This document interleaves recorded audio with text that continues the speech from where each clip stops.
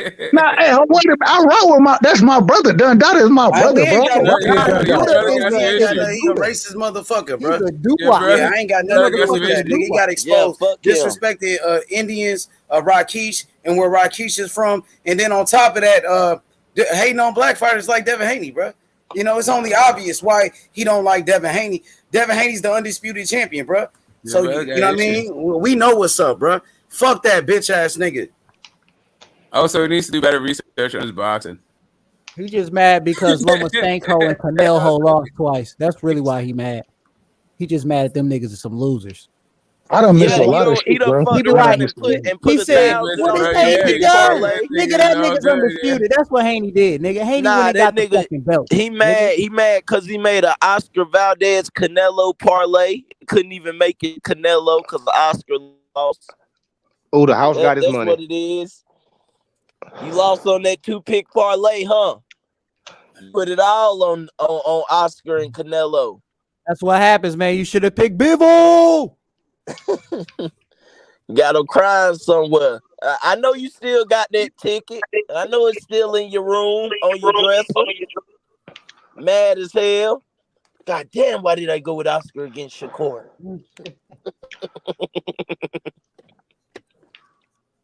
That's common damn sense. I mean, if you watch him against Conceição, you would know not to do that. Man. All right, so real quick, and it seemed like the conversation getting a little low, respectfully. What we talking, man? What we rocking on, bro? Tell me so I can cook, man. Well, he then shit, we can start off with fucking Lomachenko. Terence was on the Porterway podcast, and you know, he had some things to say about the fight. Well, what's your opinion on that, right side? How about that?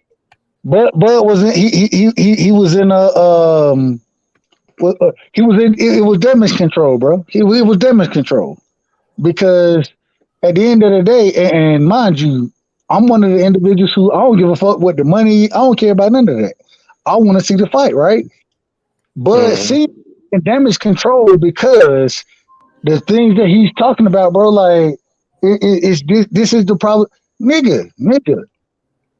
You getting your biggest bag, and I gotta give Bud respect. I rock with Bud, and so I gotta give him his respect. Whatever, if he feel like he worth certain things, I understand that. But at the same time, bro, if you gonna be getting your biggest bag, bro, make the fight, bro. Make the fight. That's what I'm about. I don't care what either fighter getting paid. I don't know what the numbers are. I ain't gonna go out here and say I know what the numbers are. I just want to see the motherfucking fight happen. And I feel like they need each other, bro. Like, Bud is a Hall of Famer. But at the same time, man, this is the biggest fight for Bud to make. EJ has potential. I ain't gonna say he a Hall of Famer yet. He has potential to be a Hall of Famer, but this is still the biggest fight, bro, for you. Make the fight happen, bro. This is the fight that people want to see. What's the problem with making that shit happen, bro? Like, I understand you can blame the suits. I understand all of that, but damn it, make the fucking fight, bro. What else y'all think? Everybody else, come on, y'all. Everybody, let's speak on this shit. I want to say something about that too. I feel him. And that fight is highly anticipated. Now let's think about this on a deeper level. Do you think both sides like is trying to blackball the other fighter? They hate them on the pound when they put they fuck pound for pound when they put them on their welterweight rankings. When Top Rank got a fight, they don't mention Errol Spence. When PBC got a fight, they don't mention Terence Crawford. I wouldn't be surprised if it's the suits low key maybe putting a certain tap on what these fighters can make when they fight. But I don't know if maybe that's because, you know, this isn't a fucking Pacquiao or anything like that, or Mayweather type of feel, because you don't have, you know, a big talker or somebody who's willing to go on that fucking media tour to make it, you know what I'm saying, to make that bitch pop. I think that the suits ain't added. Oh, go ahead. My fault. Go ahead. We got answer according to what the brother asked, respectfully.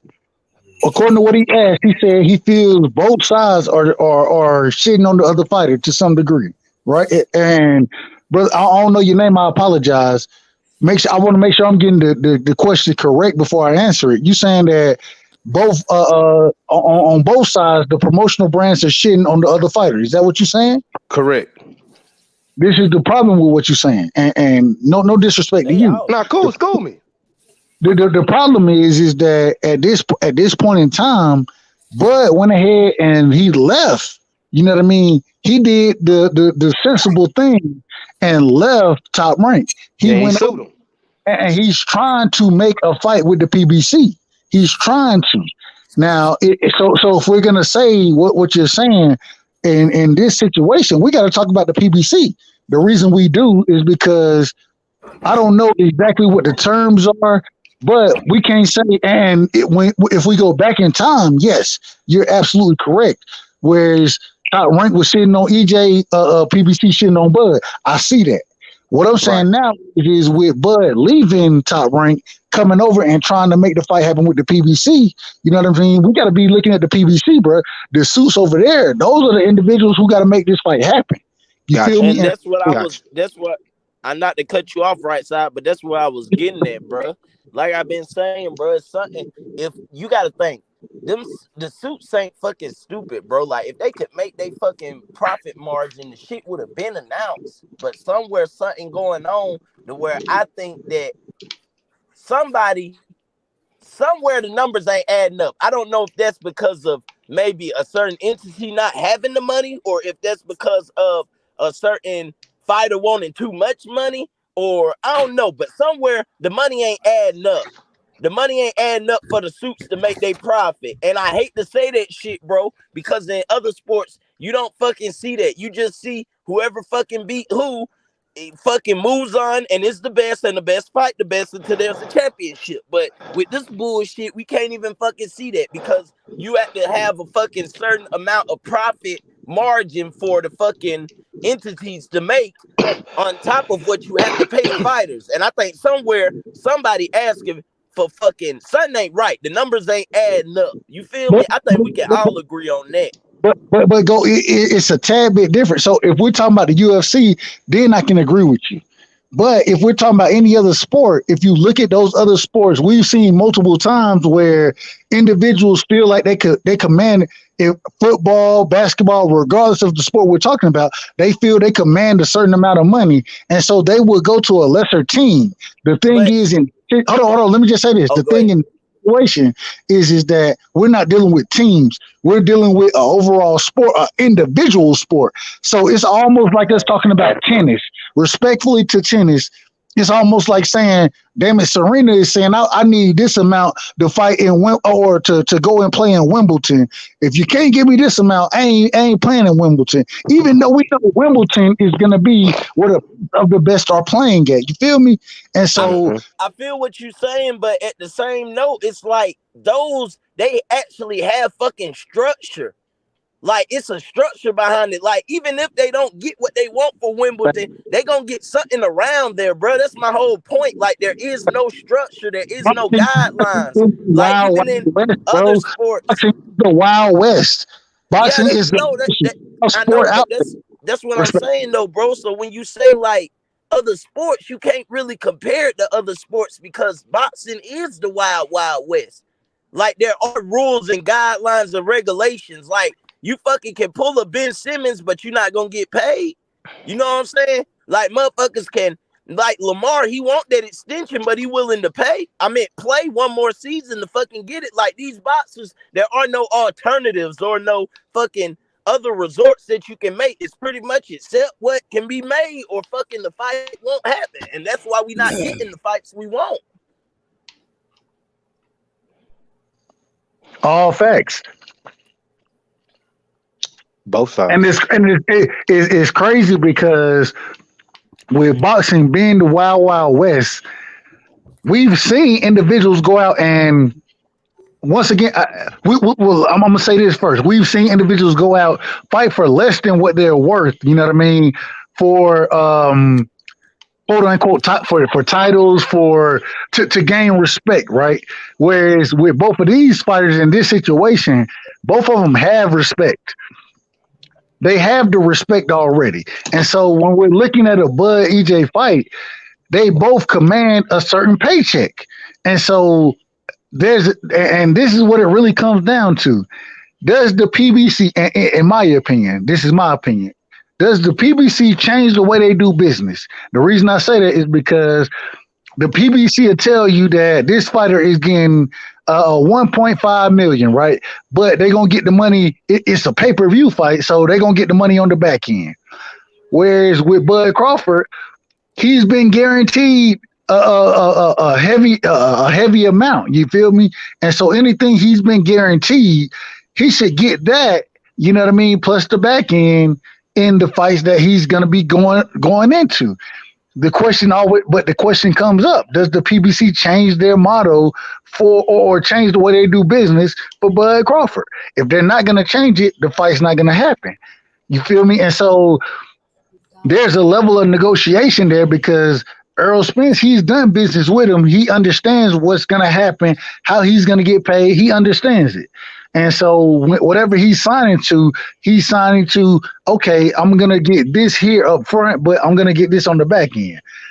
I don't know what back end money looks like. I really don't know because it's not reported like that. You feel me? And so at the end of the day, Bud, I feel like he don't know what the real back end money is going to be for him.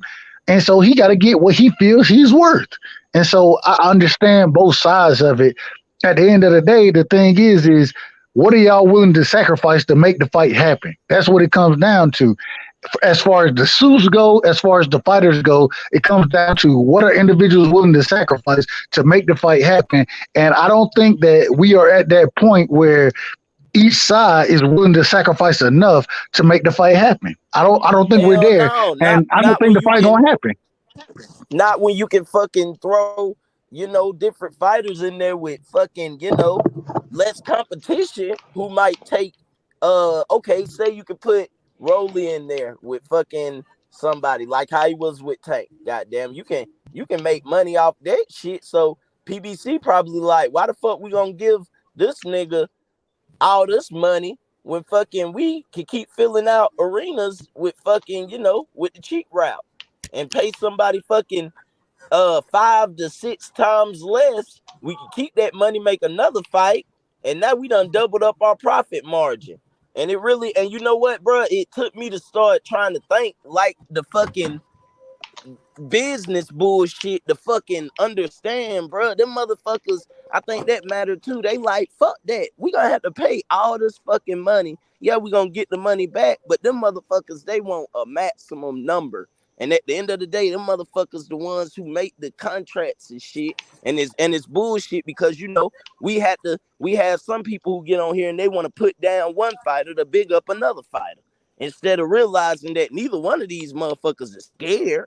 You know what I'm saying? I think a lot of people done got past that though, but it was a moment when everybody was, this person's scared of that person's scared. Nah, it ain't that they scared. It's just the business got fucking bullshit to do with it. That's what I'll be trying to say, Go. Go ahead. That's what I'll be. No. I'm just wanting to agree with Go. Go ahead, right? No, go ahead, YB, my nigga. You know you my nigga. Go ahead, YB. I want to hear what you got to say about it. I definitely want to hear what you got to say. Well, shit, bro. I just caught the back end of what Goat was saying, bro. So I don't know enough yet to what y'all were really talking about. So yeah. Let me. I'm gonna ask you a question. Then I'm gonna ask you a question, and the reason I want to ask YB a question, YB tapped in, bro. You know how I feel about you, bro. Like, so do you feel like the fight? First, two-part question. Does the fight happen? And if the fight don't happen, is it because of the suits or is it because of the fighters, in your opinion? Which fight? Spence and Bud? Yeah. Okay. Both. The suits and Spence and Bud, because first off, does the fight happen? Does the fight happen first? Shit, I'm holding on hope, right side. Like you told me, bro. We was pessimistic. You know how you used to hit me, bro. Like, damn, this shit might gonna happen, YB. I'm like, shit, right side. I don't think so neither. But man, I'm holding out. You know what I say, bro. You know what I say. I know. I'm holding out hope. And you said back in the day, shit, about a couple weeks ago, you was like, fuck both of them.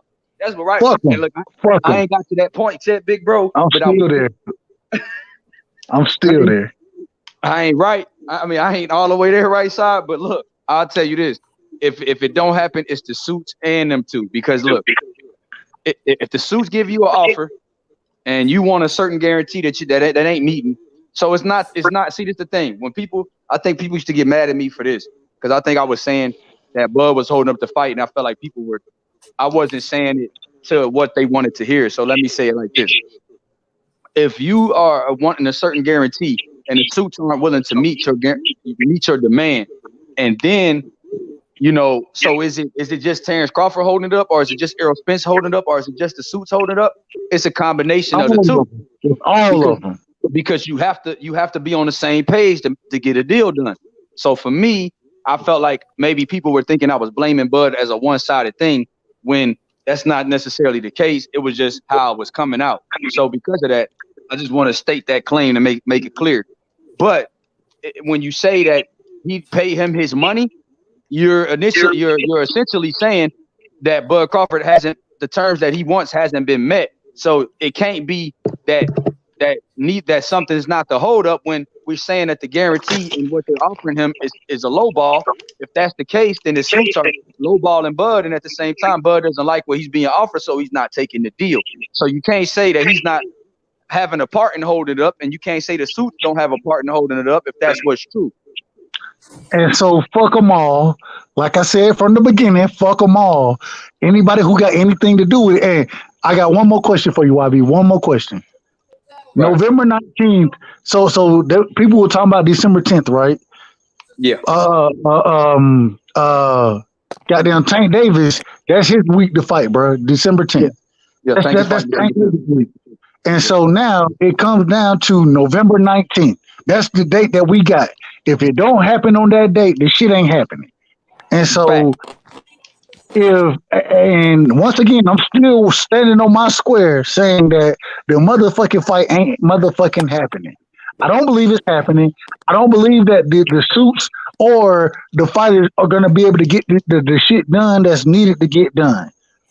Please, and YB, I'm begging you, please correct me and tell me why I'm wrong and tell me why this fight is going to happen, bro.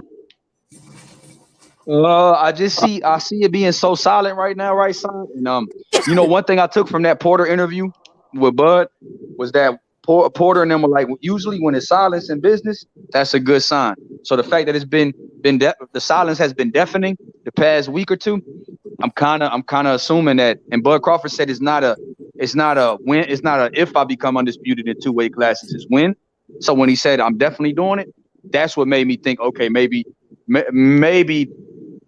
it's closer than what I think and what you think and what we think. So I'm still holding out hope only because of that, right side. But I don't know anything on the inner workings right now, bro. I don't have new info. I don't know new shit.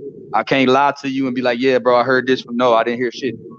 Look, goddamn, I'm gonna tell you this. I spoke to Bud myself, and Bud told me, "Nah, I'm playing." Hey, I ain't gonna lie. I'm with Whiteside. I don't think it's gonna happen. But I don't think it's gonna happen at 47. I think it's gonna happen at 54.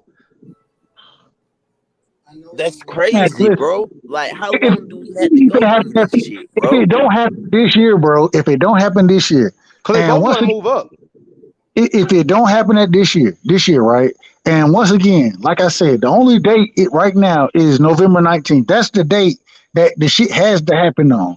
I got a room booked already for November 19th. You feel me? I already got a room booked in Vegas for this shit. Only reason I did it is because I can cancel this shit and get my money back. But I got a room booked in Vegas for that date. I still don't believe this shit happening, man, because goddamn it, if it was happening, in my opinion, you gotta go ahead and promote this shit the right way. Although I feel like the fight is sold, I feel like the way boxing fans feel, and me and YB done talked about this shit multiple times. We trying to get out there, we trying to show up and show out. You feel me? That's what we trying to do. Damn it, the motherfucking fight ain't happening, bro. It ain't motherfucking happening, and I'm sad to say that shit, but it is what it is, man. I say this, man. Fuck it. It don't need to. It can happen next year. I got damn my damn twins are due on the 19th of November. Okay, so I'm like, fuck that. Go ahead and go next year. I understand that, but I didn't, and it's crazy. I done sacrificed a lot of shit as far as vacation time goes. Hey, I gotta give it to you, right side. You been saying that shit since summertime. With man, nigga, I was at work listening to your ass talking about, man, I'm talking to my manager. I gotta get this person to switch with me. So I'm with you, bro. the craziest thing. So when I done locked down the 19th, bro, like I got that time now. I got the week of the 19th. I got from Wednesday until the next Tuesday. I got that shit blocked out already. The problem is I got it blocked out, and I gave up Thanksgiving for this shit, and the shit still ain't gonna fucking happen, bro. Like I just the shit really pissed me off, bro. I ain't gonna lie to you. I'm pissed off about the shit, to be quite honest. I hope when they deadline. Say it again. When they deadline. It ain't no true deadline for it. It ain't no true deadline. But at the end of the day, if you gonna sell it and promote the shit the right way, bro, like in my opinion, the deadline is September. The first week of September, in my opinion. If you ain't got the shit locked down 2 months before, then what the fuck we talking about, bro? And that's What the thing, bro. Whiteside, don't you feel it? Don't you? I mean, damn, I don't want to be that guy, but just from a damn like organizational standpoint, the shit seems like it's getting on the sloppy side, man.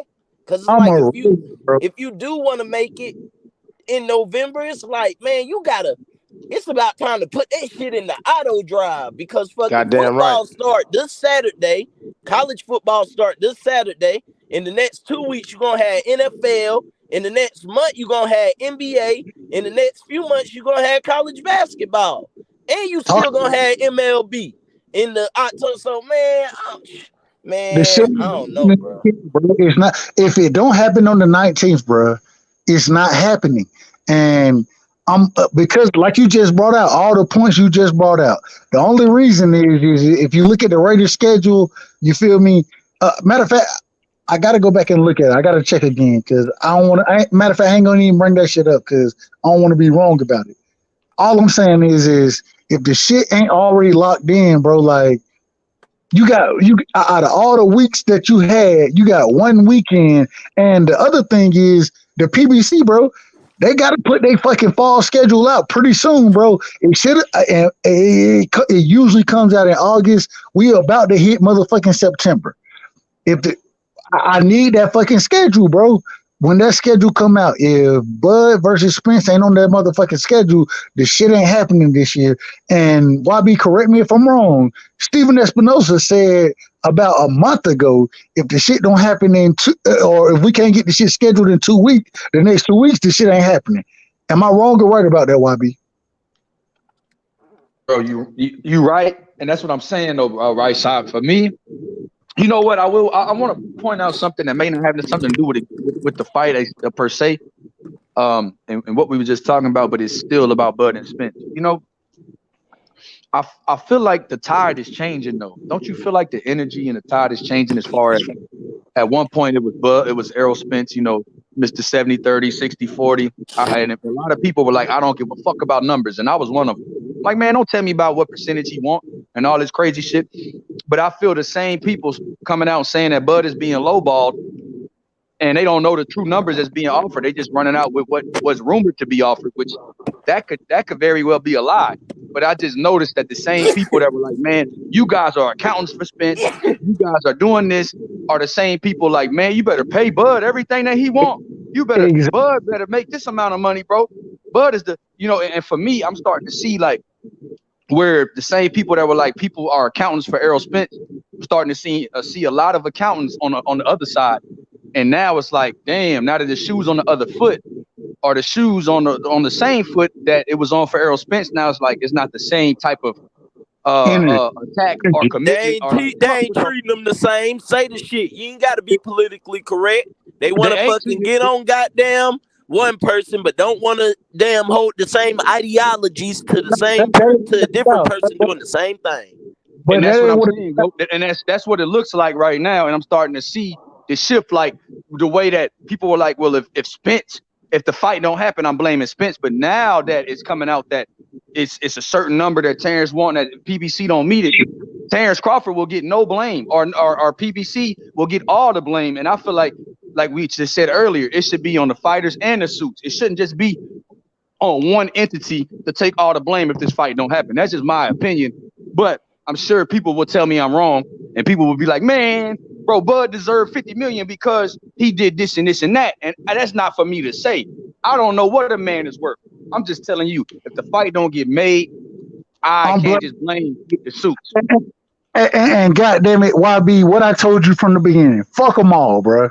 Fuck them all. The reason I say fuck them all because I ain't blaming Bud, I ain't blaming Spence, I ain't blaming no individual alone, bro. I'm blaming all these motherfuckers. I'm blaming Bud, Spence, goddamn Espinosa, Al Heyman, anybody who got anything to do with this motherfucking fight, bro. I'm blaming all them motherfuckers.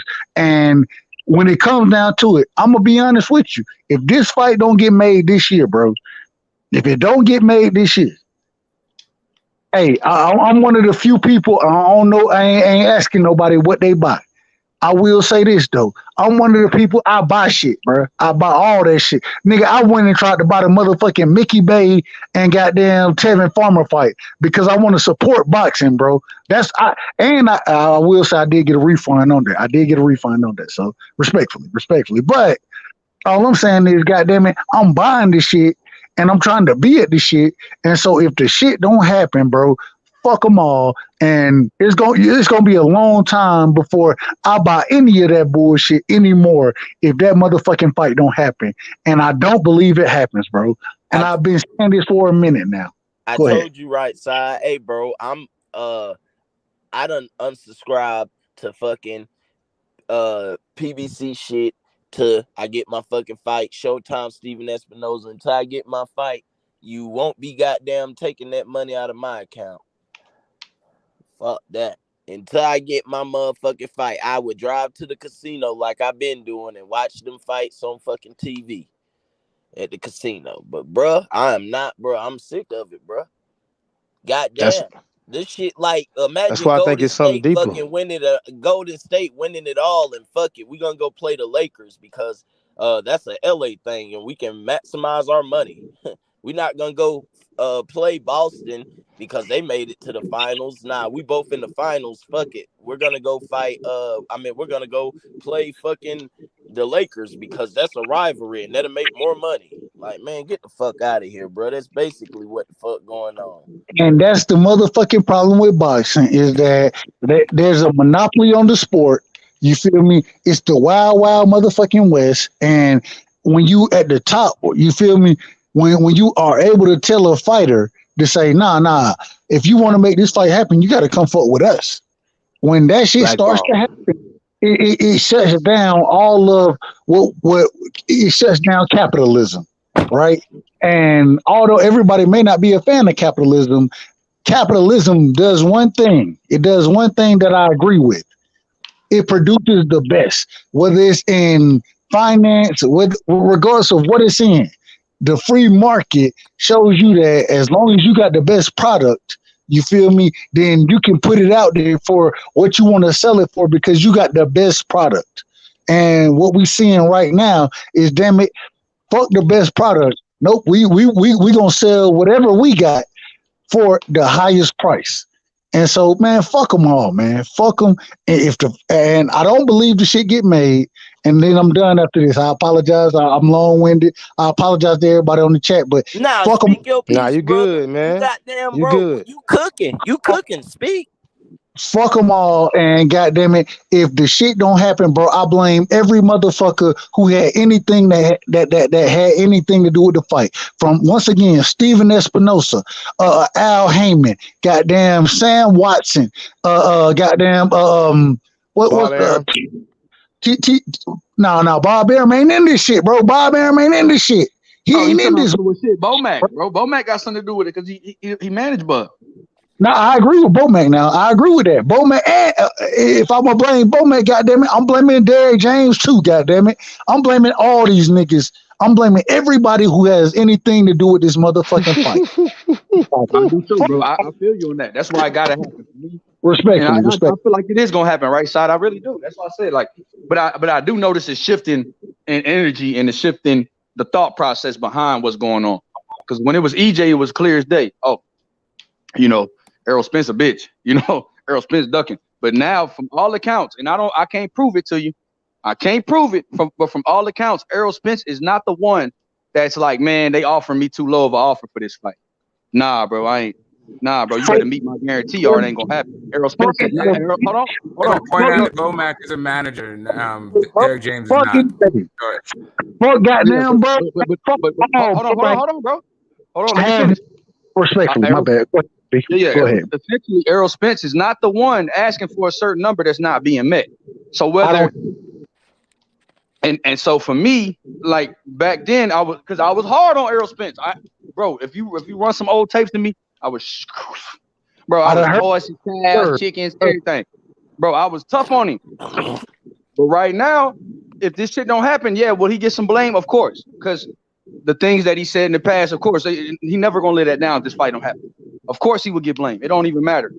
But what I will say is that Errol Spence is starting the public perception of him is starting to change a little bit because he seemed to really want this fight. And I'm not saying that people on the other side don't. I'm just saying I noticed that people are like, man, Bud don't need this shit. Bud could retire today. That's what people keep bringing up to me. I'm like, fuck the retirement talk, bro. Stop bringing up retirement to me.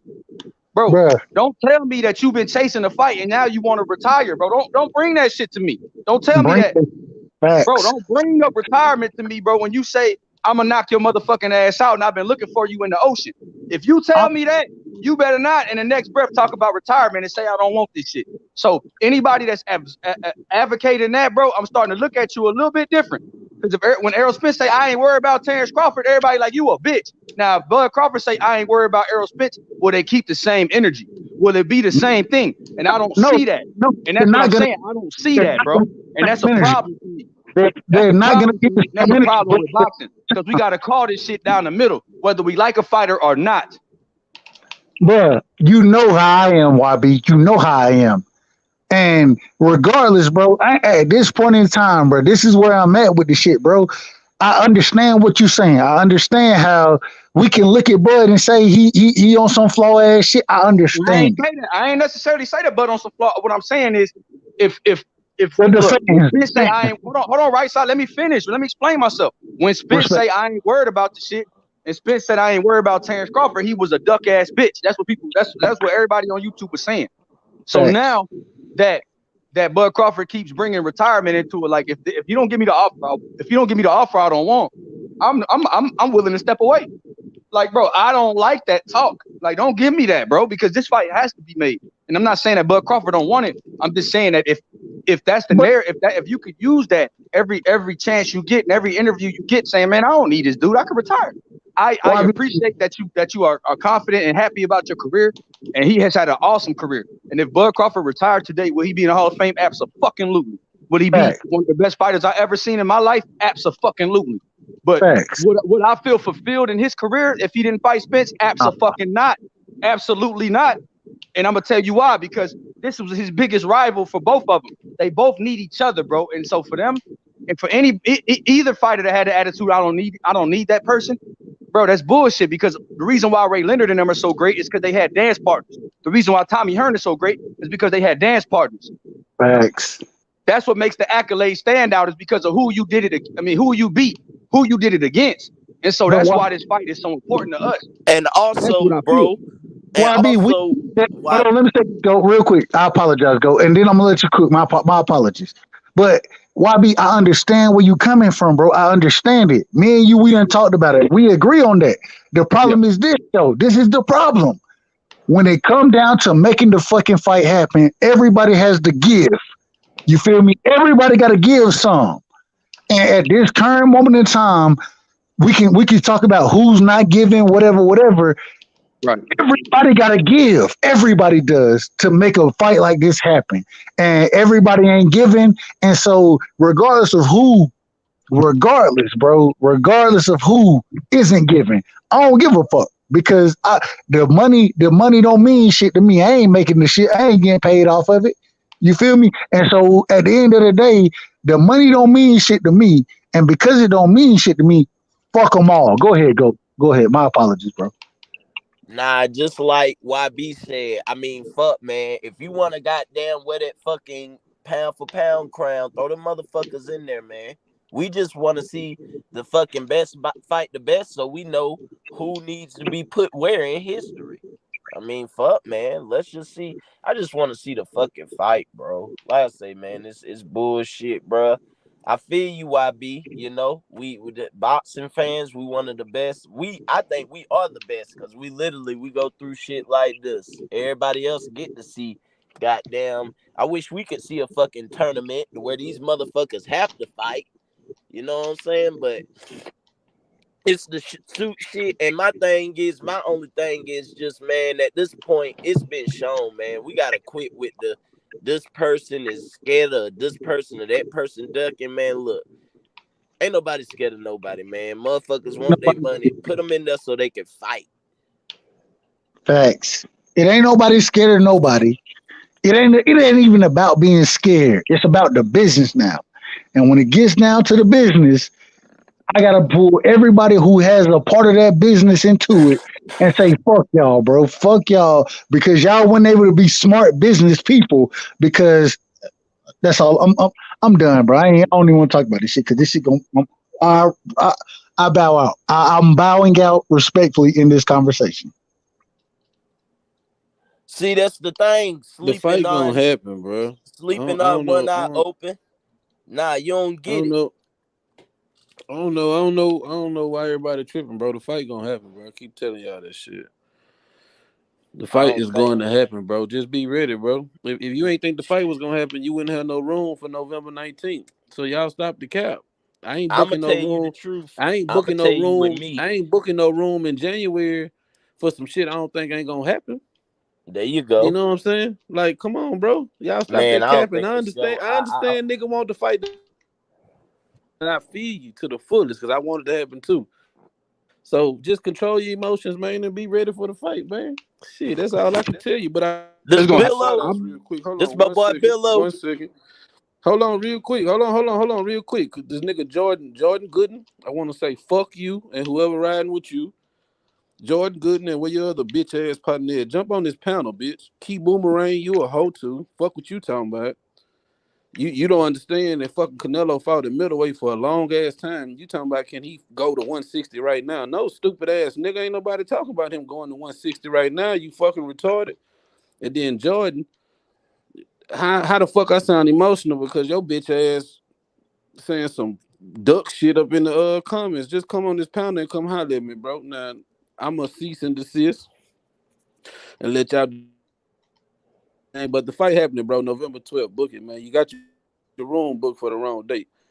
And I'm telling y'all, the fight gonna November happen. 19th. No Andy Buster. 19th, bro. That's the only date. That's the only date left and available is November 19th. Respectfully. How is the only date available? What are you talking about? For what stadium? Date available for what stadium? Because T-Mobile don't got shit booked on November 12th. T-Mobile don't got shit booked, and the Raiders got a home game. And the Raiders got a home game November 12th. So most of the big fights I've been to during football season in Vegas, people don't realize the Raiders been there. It'd be a home game for the Raiders, and they can bring as much money as they can into the city at one time. But I could be wrong. But at the same time, I'm telling y'all the fight gonna happen, man. Just listen to me, man. The fight gonna happen. Relax.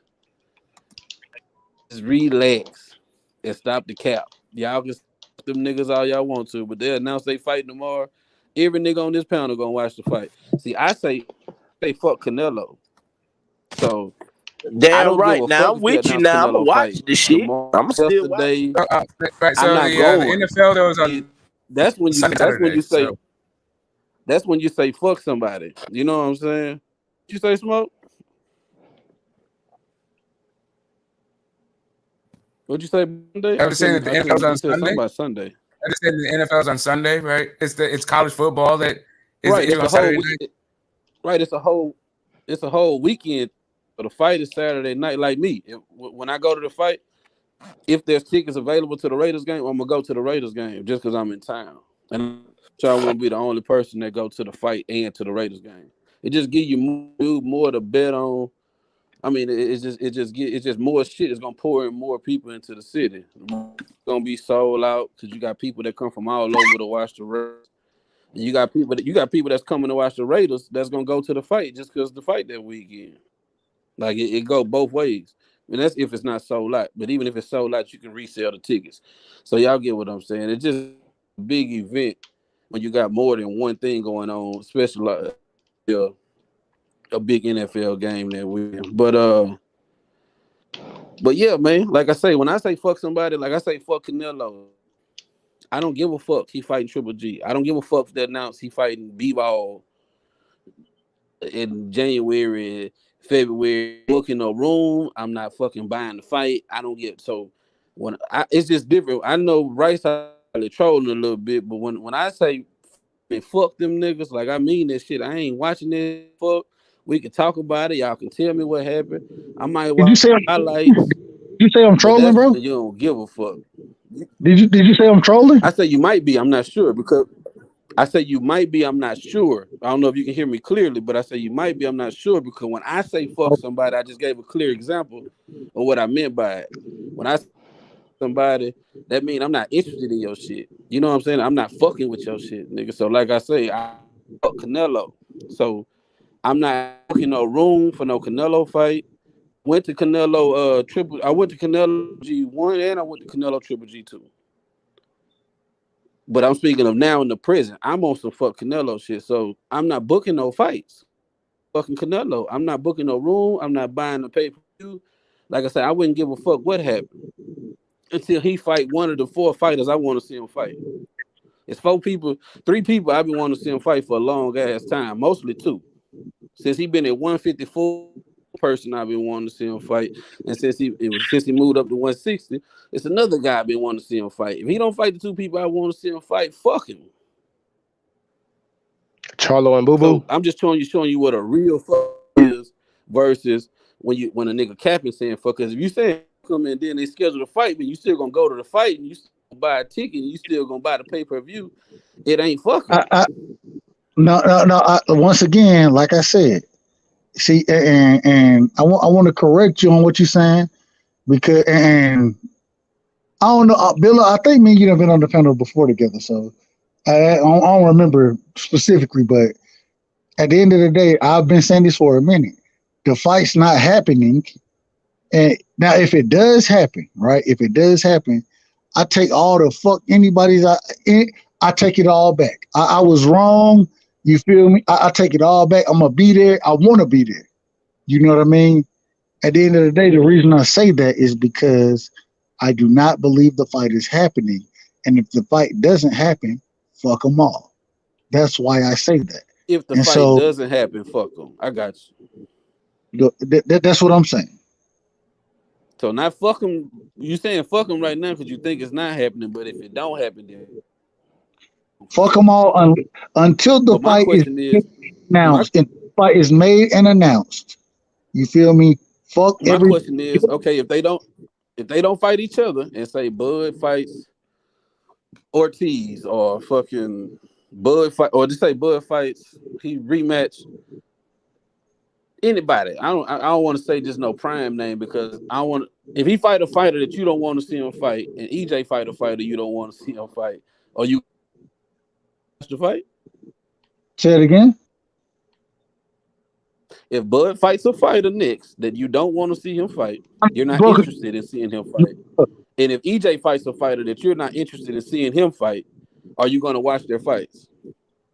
I'm going to watch it because I'm a boxing fan, but I'm not. And honestly, you're going to be disappointed. I get what you're saying. You're going to be disappointed, but you're still going to watch it. Can you let me respond? Let me respond. I'm going to watch it, but versus paying for it, I'm going to stream this shit. I don't stream fights, bro. I pay for fights. I just told y'all I paid for the motherfucking Mickey Bay fight. You feel me? The reason I paid for it because I want to support Mickey Bay and Tevin Farmer. But at the same time, if those 2 individuals, if their next fights aren't against each other, I'm going to watch the fight because I'm a fan of boxing, bro. I love boxing. At the same time, I'm not going to pay for this shit, and I'm going to be in the streaming category. I will be in the category. I ain't mad at you, brother. To each their own. You know what I'm talking about? Say it again, bro. I couldn't hear I my said bad. I Say it ain't again. mad at you, brother. I said to each their own. I respect that. I ain't, It's the same thing with Tank Davis. I said I paid for the Tank Rolly fight, bro. I paid for it. But if Tank don't fight a credible fighter in his next fight, bro, if it's pay-per-view, fuck him. I don't give fuck him. Fuck him. I'm not paying for this shit no more. I'm tired of paying for shit that I'm not trying to see, bro. And the reason I pay for it is because I want to support the sport. I love the sport, and so I feel like I need to support the sport. You know what I mean? But at the same time, at some point in time, bro, you got to draw a line in the sand. And I'm kind of at my wits' end with this shit, bro. As far as me not getting the fights that I'm looking to see, and Bud and EJ, that's the biggest fight. We would all say that's the biggest fight in boxing. Does anybody disagree with that? Okay, nobody disagrees. Nah, I wouldn't. And It's so, the biggest fight. and because it's the biggest fight, if the shit don't happen, and we know we all can agree that it's the biggest fight, and when it happens, we all gonna pay. Well, I don't know. So I ain't gonna say we all gonna pay for it. A lot of us gonna pay for the shit. But if it don't happen, bro, fuck paying for all of that shit, bro. I'm not paying for shit else. Fuck them. Fuck them, bro. Like, I have no respect for that shit, bro. I have no respect for that shit. I agree. When I get in fuck, I just told you, shit. I'm extreme with it. I told you, I'm not watching it. I don't give a fuck about that GGG Canelo 3 fight. And I love boxing, nigga, to the fullest. But I love football. That don't mean I'm gonna watch every game. And I ain't finna watch that bullshit ass trilogy that everybody pumping up, trying to act like this a big ass fight. This whole bullshit ass overdue. I think the fight's gonna happen. Bullshit ass fight. I think the fight's gonna happen. But if the fight doesn't happen, I'm not like going to Selma. It's not like I'm not having a Rosa Parks moment. Nothing like that. It's not serious. Right. I fuck with both of them. And I think the fight gonna happen. If it wasn't to happen, bullshit. I would hope they would at least fight somebody credible like Virgil, Thurman, Boots. You know, at least be something credible. I'd be The only fight disappointed to the I know what fight. One fight I won't watch if this fight doesn't happen. I won't watch it the night they broadcast it. Definitely, it'll take me some months to watch it. Is Thurman versus Spence? I ain't fucking watching that shit. Not on the night. Nah, I'm gonna watch it. I got planned. Yeah, no. I mean, I'll watch it at some point, but just not on the night. Man, fuck Keith Thurman. Fuck Keith Thurman. If Keith Thurman get a fight with either one of them, bro, I'm not watching this shit. I'm not watching. No, I'm gonna watch it. Let me rephrase it. I'm streaming this shit. I'm gonna stream all that shit. I'm streaming all of it. I'm not paying for a goddamn thing no more, bro. Like, respectfully to whoever. Fuck, I love boxing, but man, I'm streaming all that shit, bro. And I'm an individual who believes in paying for fights, bro. I believe in that shit because it helps the sport grow. But at the end of the day, bro, fuck at the welterweight division, if Bud versus Spence don't happen next. Don't expect me to pay for nothing, bro. Don't expect me to buy any of those motherfucking fights. I'm gonna be on the list with everybody else who's illegally doing shit. I want to be on that list if this shit don't happen, bro. Welcome, nigga. Hey, it is what it is. That's the list I want to be on, and it is what it is, bro. Like, fuck it, fuck them, man. Fuck them. Come on, take your seat on this streaming bus, man. Take your seat, man. Like you say, I pay if I'm purposely trying to support or support a fighter, but for the most part, if it's a fighter I ain't fucking with, I'm just watching it because I love the sport. Yeah, you know what time it is. Yeah, I'm done talking about that. That it's some bullshit. But you got a fan like myself who I just know that like that one fight, that particular fight. Is you can't get me like ready for after all this time, Spence Crawford, and then give me Spence Thurman. Like I'm good on that shit. I mean, on the night, like you just give me a few months and let me calm down. I just don't like to hate watch fucking boxing, but I like to fucking I like watching fights. So like if those guys spent the time to learn how to throw a fucking 1-2 and a hook and all that shit, and learn how to do defense. I like to watch that shit. So it is what it is. Straight up. So what fights would y'all? You're gonna be disappointed regardless, but what fights would be okay to where you still would watch? I don't even want to talk. I'm good with Bud fighting any fucking body. Like, I don't give a damn who Bud fights, really. And I don't really give a damn about who Spence fights outside of Thurman. Like, it's all good. Do what you're gonna do. I think Spence is gonna move up.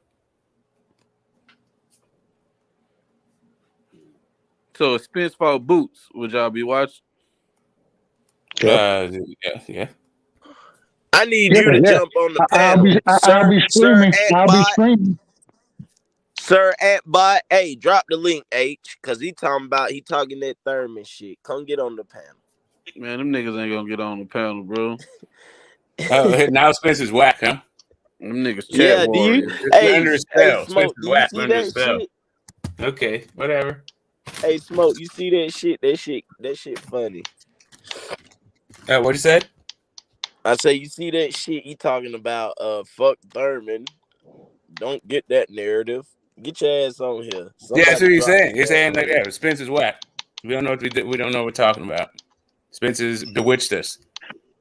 Hey man, much love to everybody on the panel, man. I'm out for the night, man. Salute to y'all, much love, and definitely we'll do it again. But if the shit, if Bud Spence don't happen, bro, just fuck all these niggas, man. Respectfully. Much love to y'all, brother. Much love. All right, man. Next time, peace. All right.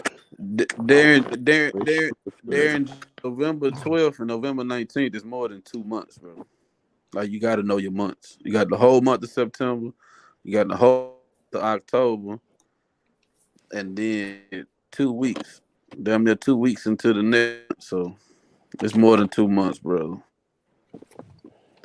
And like I said, with fucking NFL and college games Saturday and with Fox, it'll be fucking hard to promote this fight, bro. It's not like they promoting two motherfuckers ain't nobody never heard. It's not like they weird. fucking motherfuckers fought in the Olympics last year. It's weird how fans are like attached to this shit. Like at no point did they. I don't know. Did they say the fight was gonna happen this year? I just thought they said the fight's gonna happen next. But for some reason, people are like, if it don't happen this calendar year, then blah blah blah blah blah. I don't understand these deadlines and these consequences and all this shit. I don't get it. Well, I'm not sure if it was one of the fighters or whoever, but originally I remember the talks was about October, and then I don't know if it was Espinoza or somebody else involved in the talkings that said that the fight got pushed back a month. It's pushed back to November now, so that's why a lot of none of them. Like I said, I didn't see no interview with either fighter or Espinoza saying a specific month or date. Yeah, I'm saying, but you got fans out here like making ultimatums and deadlines, negotiating and shit, like with themselves about what they gonna do with their fucking watch time. It's like what the fuck's going on? I mean, shit. That's what Smoke. That's what they do. That's why I tell people. That's why I tell people when I say November 12th, I could be completely wrong. Yeah, that's why I tell people I don't got no sources, none of this shit, bro. So please don't book no rooms November 12th because I'm saying November 12th. I don't got no inside sources, bro. None. Yeah, man. I hear you, man. You guys, people do what they want to do. I'm not saying that, how to spend your time, how to spend your emotional energy or anything like that, or your emotional capital. I'm just watching it and going like, what the fuck? Like, am I going to be disappointed if the fight is in February? Like, no. I don't give a fuck if it's in November or February. Like, yeah. Hey, Smoke. Can you remember what was that? Charlo's supposed to fight Tim Tszyu. It was supposed to be in November, but it got pushed back to February because rumor was he was waiting on what that is January. Crawford gonna do after. Yeah, January he gonna wait for what Crawford gonna do because supposedly he want to move up to fight him. But I also heard if he beat Tim Tszyu, I heard he was gonna move up to 160 also though. I don't know that it got pushed back for Crawford. That seems like an odd thing for Tim Tszyu to sign off on. But whatever. I mean, it is what it is. Right. You know, I'd like to see the fight. But I'm just saying, like, people seem to just be negotiating with themselves and their own like emotional. Like, it seems like they're trying to manage their emotional well-being and like mental health and shit. Like, this is my deadline for giving a fuck about this fight. And, like, it's not like it's just a fight, guys.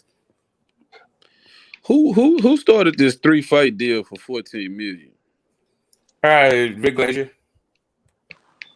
Yeah, like that's and everybody, a lot of people running with that shit. 3-fight deal for $14 million. I mean, there was a 3-fight deal. That was like a rumor. That wasn't Rick Glazier. Not the numbers. That was just like this idea of the reported contract. This report by whom, right? Right, bro. And you could tell who, like a lot of people. Sometimes you can't, but you could tell like who they're going for in the fight just off the comment and the shit that come out their mouth. Like anything reported in the fighter you going for, that shit is fact. That shit is concrete. That rumor is real. And then anything reported against your fighter, oh, nah, that's some bullshit. And who said that? Don't nobody know who reported that. So, yeah, right. Yeah, it's just a lot of bullshit, man. Everybody want to see them fight at the end of the day, man. Fuck who fault it is, all that. Everybody want to see them fight, bro. I just don't. I hate the narrative that, even though it's true, but I hate the narrative of everybody repeating it and saying it to Crawford and repeating it and saying it. Oh, you Hall of Fame already. Oh, you first ballot already.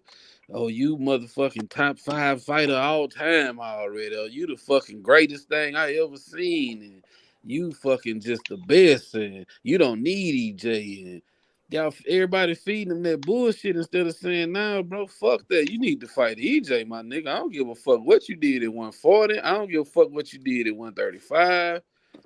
When it come to fighting EJ, I ain't saying I don't give a fuck in the totality of it, but when it come to fighting Spence, I don't give a fuck about none of that, bro. I don't give a fuck about you being a Dungo, fucking Ricky Burns. Ain't none of that shit got to do nothing to do with fighting Spence. Just like I don't give a fuck about Spence beating Danny Garcia, Mikey, when it come to fighting Bud. But everybody like just fucking feeding them grapes and fucking strawberries and shit. Shit! I'm sorry, man. I'm eating cherries right now. I'm enjoying my summer. Yeah, but I'm enjoying my fucking cherries. But they not feeding them to you. Yeah, they ain't feeding them to you though. Shit. But yeah, man, stop. Okay, we know. We know it's accomplishments, bro. But that ain't got nothing to do with fighting Spence. See, here's the thing. Like you gotta not trolls are just full of shit. Let me just roast this dude. Like when you get a UK dudes that's like hating on the PBC, chances are like you just ask them one question. It was a 50 million real, and when they start talking about motherfucking Warren and his goddamn thing, then you know they're just fucking trolls, right? Ortiz's manager didn't mention Al Heyman at all. The PBC not involved in this fight at all. This has nothing to do with the PBC at all. This is goddamn trying to work this deal directly. The network head. Fucking trolls, man. Like low information, low IQ, dumbass fucking trolls. Just spewing fucking hate and stupidness. Anyway, but it's fun, right? It's all entertainment. What are you talking about? You talking about that Ortiz shit with AJ? No, the idea that like, all right, so yeah, Ortiz, yeah, exactly. Remember, Ortiz's manager said that like they were getting lowballed, but they weren't. But the issue was with Ortiz's promoter. None of them had anything to do with it. It had nothing to do with Al Heyman whatsoever, or the PBC whatsoever. The only thing it had to do with Al was that Ortiz already had a deal in place to fight Wilder, to rematch Wilder for the same amount that that Eddie was offering. So the promoter's like, we already have a deal for that amount. Offer us more. and Eddie wouldn't. That's all the whole fucking thing happened. Right. He's talking about done with the PBC like he was ever down with the Didn't they offer PBC. him that? This fucking dude, like a Didn't they fucking offer matchroom Ortiz that fight? shill over here talking shit about the goddamn PBC. And didn't Ortiz get that offer when Big Baby got popped or whatever? Like, wasn't it to replace a fighter? Yes. When they When offered Big Baby looking for a replacement fight. Yeah, they got desperate and need somebody to fuck this Big Baby. So Ortiz told y'all, fuck, bitch, I've been trying to fight y'all for the longest. The promoter told the manager that it was a lowball out offer. So the manager told a YouTuber, one of the homies, that it was a lowball offer. The YouTuber went and he did all these like clips and shit about it being a lowball offer. Then the manager heard what the offer was. It's $5 million. And so the manager then was like, "Oh, wait a minute, that's not lowball. We'll take that offer." And so then he had to retrace, he had to retrace his statements, retract his statements, and then it turns out that the promoter still already had a deal in place for $5 million to fight Wilder. Actually, more than that.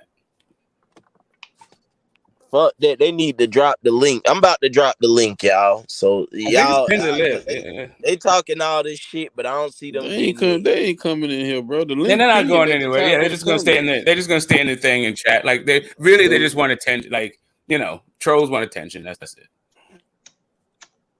Yeah, that's the intention for today. But since I saw it since the banner was on the actual screen, no one would let people come and buy the channel think that dumb shit has anything rooted in something other than a troll's goddamn fever bullshit.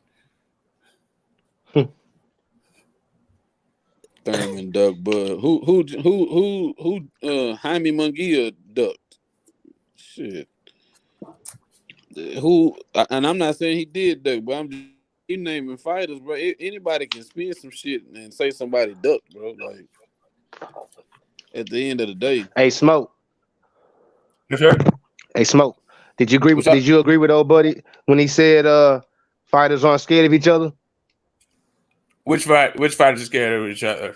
No, you saying all fighters like talking about they're not scared of each other. For the most part, I don't think they are. For the most part, I don't think they are. I think he fighters like any fighters. I think fighters can get greedy. I mean, part of the fight, I think, is fighting through that shit. Like, even if you are scared of them, part of being a fighter is like not giving into that. Goddamn right. You goddamn right. They're fighters. They fight through shit. Right. Once you get hit, that shit gone. If you didn't feel fear, then there's nothing to fight through, right? Right. I think some fighters have fear, and I think some are fearless. You know what I'm saying? I think it go both ways, but I don't think it's no fighter that's. I ain't gonna say fear. I say nervous. Fighter to where he won't fight him. You know what I'm saying? Like, I don't think it's that kind of fear. Yeah. Like, oh, nah, hell nah, I ain't fighting him.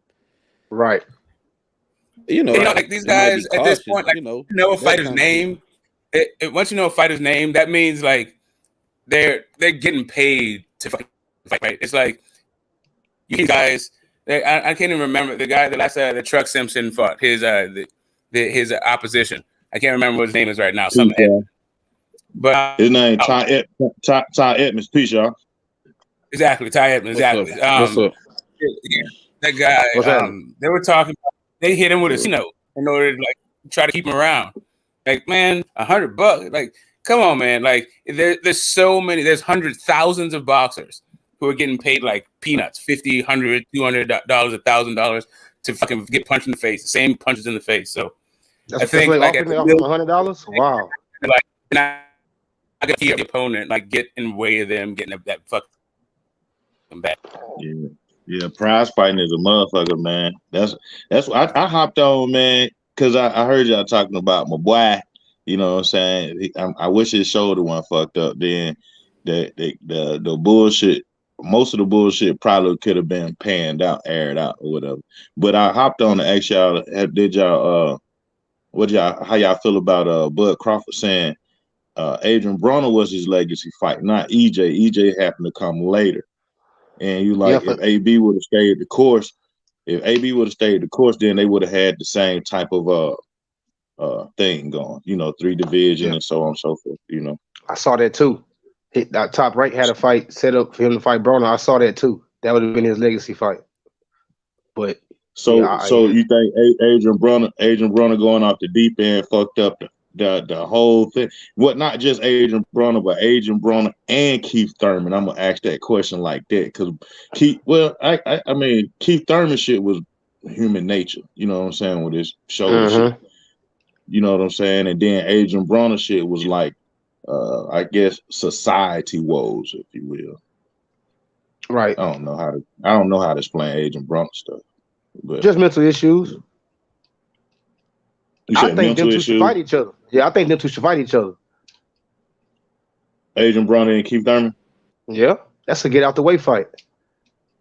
Why you say that? Because you think he need to fight shit? Boots. He need to quit running from Boots. He need to fight Boots so he can. That's what he need to do. Fuck Thurman fucked this up. Yeah, Thurman fucked himself up with that. First he said, "I'll fight anybody, wherever, this or that. Put him in front of me." Then when they mentioned Bootsy, I don't know who that is.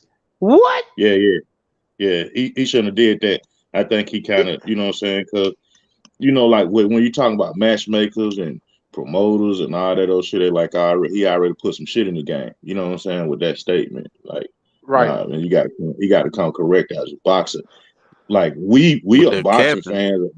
Most of us just go to the gym and practice and stuff, but them niggas is active. So he should know all active boxers and stuff. So I think he was capping with that shit. That's my boy. He ain't lost but one time. He got kind of controlled in a Jose Cito Lopez fight, you know what I'm saying, a little bit. But I think if he been in the gym, he should get in there with some, with somebody that's a little more seasoned. Like if he beat Boots or Virgil Ortiz, I wouldn't be, you know what I'm saying, happy that he beat one of them kids. He got a little more skills in him, you know what I'm saying? So, he should let one of them veterans, like y'all say, him and AB should go at it because I think they both 34 years old apiece. You know what I'm saying? We'll get each other out the way. And if they do that, then they can start talking about fighting. AB and Thurman? Ain't they about 34 years old apiece? I know AB about 33, 34. Yeah, and Thurman 34 too. Shit, AB already. Yeah, AB already they up out there. the way, man. Nah, Yeah, AB but I think AB 30, about to be 30. I think AB 32 now. Oh, he 32. Oh, okay. Oh, Tyson Fury 34. That's who 34. Tyson Fury 34. Mm-hmm. Them niggas young, man. They names been buzzing for the past 10 years. It make it seem like they up there, but all them boys young. I think Terence Crawford may be the oldest one out the bunch. You know what I'm saying? At 35. AB turned 33 on July 28th, so he just turned 33. You right, DJ. Yeah, so all them boys young. All them boys young, man. Like I think Tyson Fury, to me, I think he the one that looked the oldest. Like he looked like he in his 40s and shit, but he young right with the rest of them. He younger than Bud. Bud look better than all them niggas though. Like we talking about black don't crack and all that. Like EJ looking older in the face, especially when he grow that mustache. AB definitely looking older, worried and shit. Bud looking like, you know what I'm saying, he ain't got no worries. I want to see them niggas fight. Like my man was saying, it's not even September yet. So if they sign now, then they can promote the whole September. Then they can get in the training camp October and November come. They can be getting ready for the fight.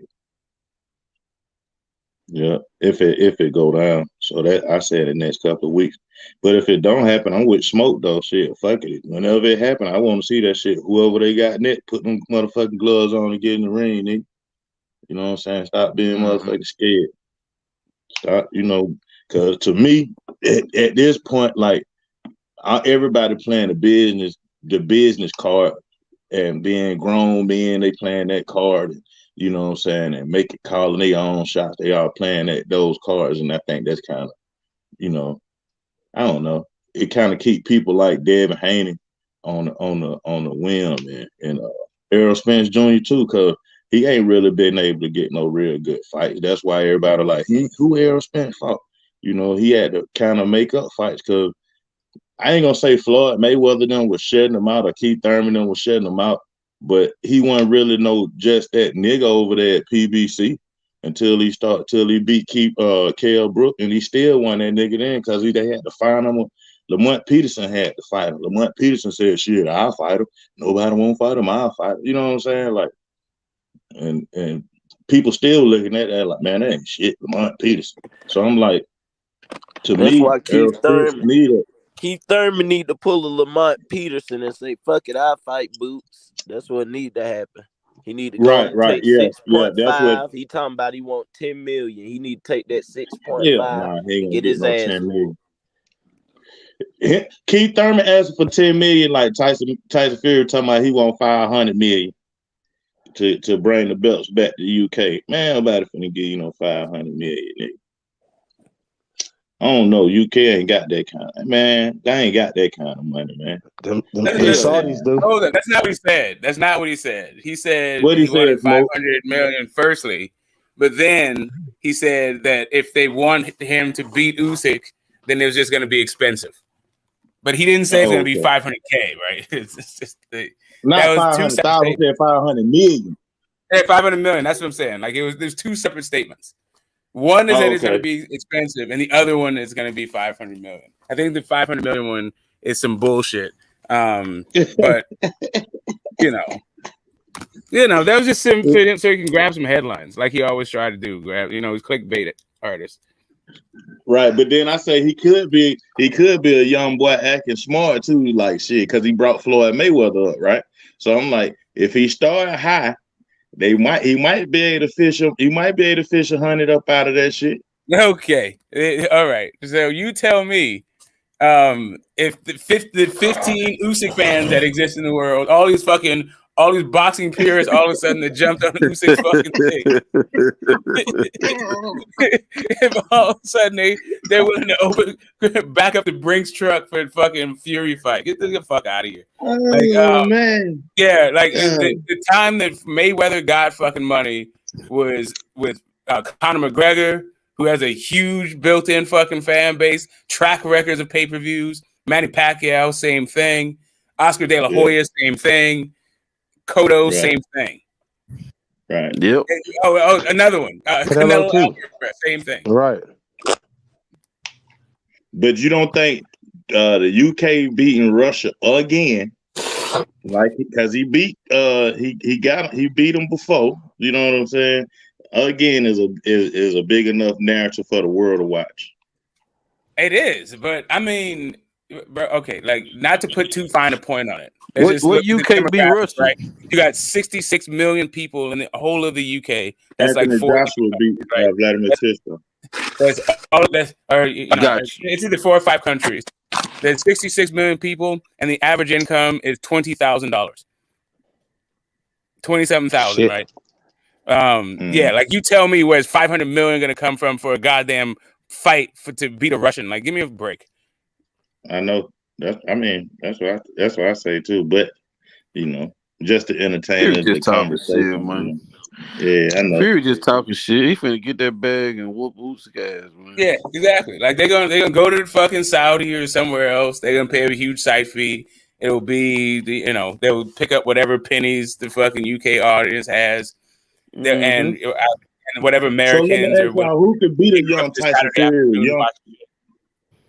Who could beat a young Tyson Fury, a young 34-year-old Tyson Fury in the gym every day on the treadmill and on them mitts? Who can beat him right now? I don't know. I mean, I pick him to beat everybody, but he still has to. You talking about current fighters? He still have to fight Usyk and AJ, right? Boxers right now, current heavyweights. Who can whoop? I think right now he's got Usyk and AJ. I think he's the best heavyweight. Yeah, I think he's the best too. He's got Usyk and AJ, and then he's done. After that, he will have fought everybody. I think Fury the best heavyweight. That kind of sort of everybody. There's still like Andy Ruiz, but like, It'll take a young gun. It'll take a young gun to beat him, and that'll mean fighting years later. So he wouldn't be the 34-year-old Fury. So he'll be a little older, a little longer at the tooth. I think one of these young guns, Big Baby, like I say, one of these youngsters coming up, and it wouldn't be that big of a accomplishment. It'll be like Larry Holmes beating Ali or Tyson beating Larry Holmes. You know what I mean? Like it'll be, yeah, he did that, but the nigga was old in the motherfucker. Just have a name on your resume. Type shit. No, not just a name. Just like you'd have to pull Tyson Fury off the couch, so it's gonna be for a ton of fucking money. Like, I think that like we're still gonna have the same issue with like having a new lineage, right? Like, because I think Tyson Fury, if he was gonna become the new lineal and then fucking retire, because there is no fucking pays out. Like AJ fight will be like a big payday, but outside of that, what? He was just asking who do we think could beat him right now at 34? I know. Nobody. Yeah, I know. I'm just saying saying he's saying like a young guy. I know, I get it that you have to project him being old and all that stuff, but I'm saying like in that scenario, I think he will be several years in sport. Right. I'm just saying if they were to fight though. I'm not talking about the business side of it at all. I'm just talking about the actual in the ring fight. You know what I'm saying? If the fight was to take place, not the planning of it.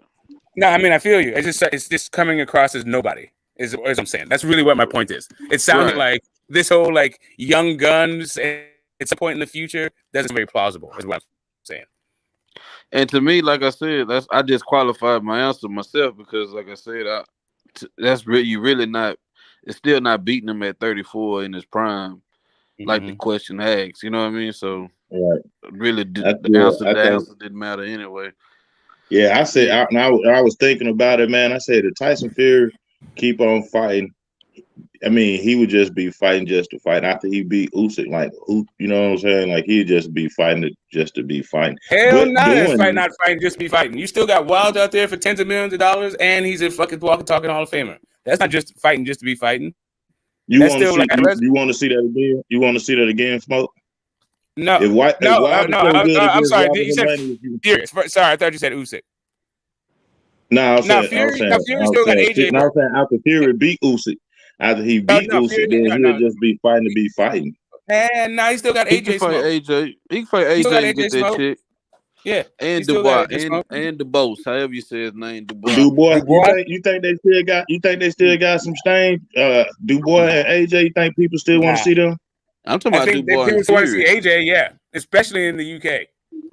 Just because AJ can't beat Usyk, don't mean AJ can't beat Fury. True. I mean, I understand styles make fights. I understand all that stuff, but I think AJ lost I don't know. I think a door been closed in his mind. You know what I'm saying? You know, like he said some telling shit though. Smoke. He was like, I got skills. You got power. How did you beat me? You know what I'm saying? Like that's what he said. No, he said I have fucking character. Delusional. He got beat up. What he said was, I have character. You skills. Wins. How did you beat me? I'm big, strong. I have character. You have skills. But anyway, the whole fucking thing. Slow motherfucker. Motherfucker had a concussion, man. That nigga had a midlife crisis. I'm telling y'all, I'm say that he sent that nigga into a midlife crisis in that 10th round, man. It was already. He tried to talk. So he tried to say some slick shit. He tried to say that he was the guy. He was the high character guy. Like he was the one who got like, man, get the fuck out of here. You just threw the belt. That's what, because I am the guy, and I have the skilled guy, and I can go 12, and you can't knock out Mr. 18 Stone.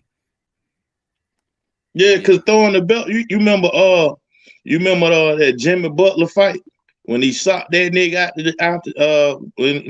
and he didn't get it hand raised. You remember that? That how AJ kind of kicked it, throwing them belts out the ring. I mean, he had a little more tenacity about himself, you know what I'm saying, to not swing on Usyk or the refs or no shit. But that was the same type of behavior, snatching the mic and kicking. I said, man, you know, like you right though, Smoke. You know what I'm saying? He got enough flavor in the UK where they probably still want to see him. But I think worldwide though, I think he you know what I'm saying, he got a, you know what I'm saying, he got a asterisk by his name. Come back, fight. He just need to come back. I don't think Against who? I think Dylan White, the Dylan White rematch is looking fucking great right now, isn't it? Yeah. Yeah. And then if you Joe Joyce, fight him too. Yeah. And the Dubois fight, I don't think it'd be And big. Dubois. Like, there's Yeah. plenty of guys.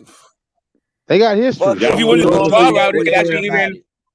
If he went to Dubois route, he can even force a WBA super fight at some point. Y'all still want to see petition for it, right? I don't know. I kind of want to see him and Wilder, but after that was antics, I'm like, man, he don't deserve to share the ring with Wilder. If he beat him or not, to me, I don't think he deserved to share the ring. Nah, I want to see that shit. I want to see that. Shit. Yeah, man. All these people, I want to see that. No fight their face. Look, I get like the reason why I'm down with Haney moving is because they're saying is he's there's too much of a sacrifice for some fucking Lomachenko. But for real, I would love it if they could make that fight if he wasn't moving up. I would prefer the Tank fight, don't get me wrong, but I want to see both of them. I want to see Haney outbox him. I want to see Tank fly his head, right? And that idea of Spence and Thurman, the reason why I'm not interested in that fight is not really because Thurman ducked him, so why should Spence give him a shot? It's just because I think Thurman ain't that fucking good anymore. So it's fighting the ghost of Thurman. It's not really it's not intrigue of that fucking fight to me. So you saying Thurman got to put on the show for you to say Thurman deserve a title shot again? He got to actually. Well, no, for me to think that I want to see Thurman versus Spence. He can get a title shot. Mm-hmm. I'm not mad at him getting a title shot. I'm just saying that particular fight, I think fucking Spence will kill that guy. Right? It's not interesting to me. I want to see that fucking fight.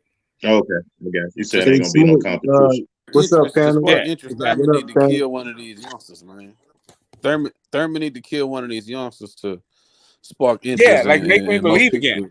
Exactly, let me believe. Yeah, Barrios and Jose Lopez and all this shit. It's not. I don't know. I'm not feeling it. And I'm gonna say this real quick. Hold on. Say one more thing real quick. Hey, bro. I think Fury. Bro. Hold up. Huh? Hey, bro. I can't hear you. You can hear me now? Yeah, I'm muted out. My bad, bro. Y'all know y'all was in motion with the talks. I was just going on mute so you could talk. I appreciate you, bro. Shout out to you, though. You know what I mean? Did he go out? No, I'm right. Nah, I was trying to. I was just gonna say one. Yeah, he just came in to interrupt Billy. In the middle of Billy was talking. For some reason, he feels like he has to get what he has to say off his chest. Hey, Ghost. That's not what it was. Well, then let him finish his statement then. Hey, but he was asking, do we still want to see the Fury? I mean, the AJ versus Wilder? No, wait. Before you go there, I was going back to Thurman. That's a Thurman situation. And I think Fury will beat. And I think Fury will beat fucking AJ. But as crazy as it may sound, I think AJ is more prepared now after fighting Usyk twice. Mic check. And learning a little bit from Garcia, whatever he did learn. I think he's a little more prepared for the Fury fight. But I'm still picking Fury in the fight though. So. Yeah, I'm picking Fury over everybody, but you still got to fight the fight. I'm just not going to anoint you without fighting the guys, you know? Right. So Ghost. You and this Thurman and Errol Spence and your interest in not seeing this fight. Somebody else talking smoke because I can't hear them. Yeah, I'm trying to with reference to Thurman and Errol Spence. You know why that fight has to happen? Somebody else talking smoke because I can't hear them. Hey, bruh. Yeah, he talking. I can hear him. He talking. I'm finna go out and come back in. I can hear you, Mo. Let's just say that. I'm about to go out and come back in. Cannot disregard what Thurman factually said. Now, he said, Errol Spence, you're in my shadow, bruh. Should we overlook that? Should we just, pay that no mind? Should we just, disregard Thurman on his return from an injury, bruh, back-to-back? You feel me? And also got in the ring with a top guy, Manny Pacquiao, and also perform how he performed in that fight. You feel me? What? And lost. Hey, who lost right now? Who lost in the sauce right now? Hear me out. Whether you feel as though Keith avoided Errol Spence? Hey, he could turn the tables around. Hey, tables turn talk previous ago. You feel me? We know this. But here's the thing though. You're in my shadows, bruh. So regardless of how you feel as a boxer of Errol Spence and his going down his list situation, as he said, clean up my side of the street, I'm saying you have to stick to it, period. Regardless. I know Crawford is, maybe saving you for last.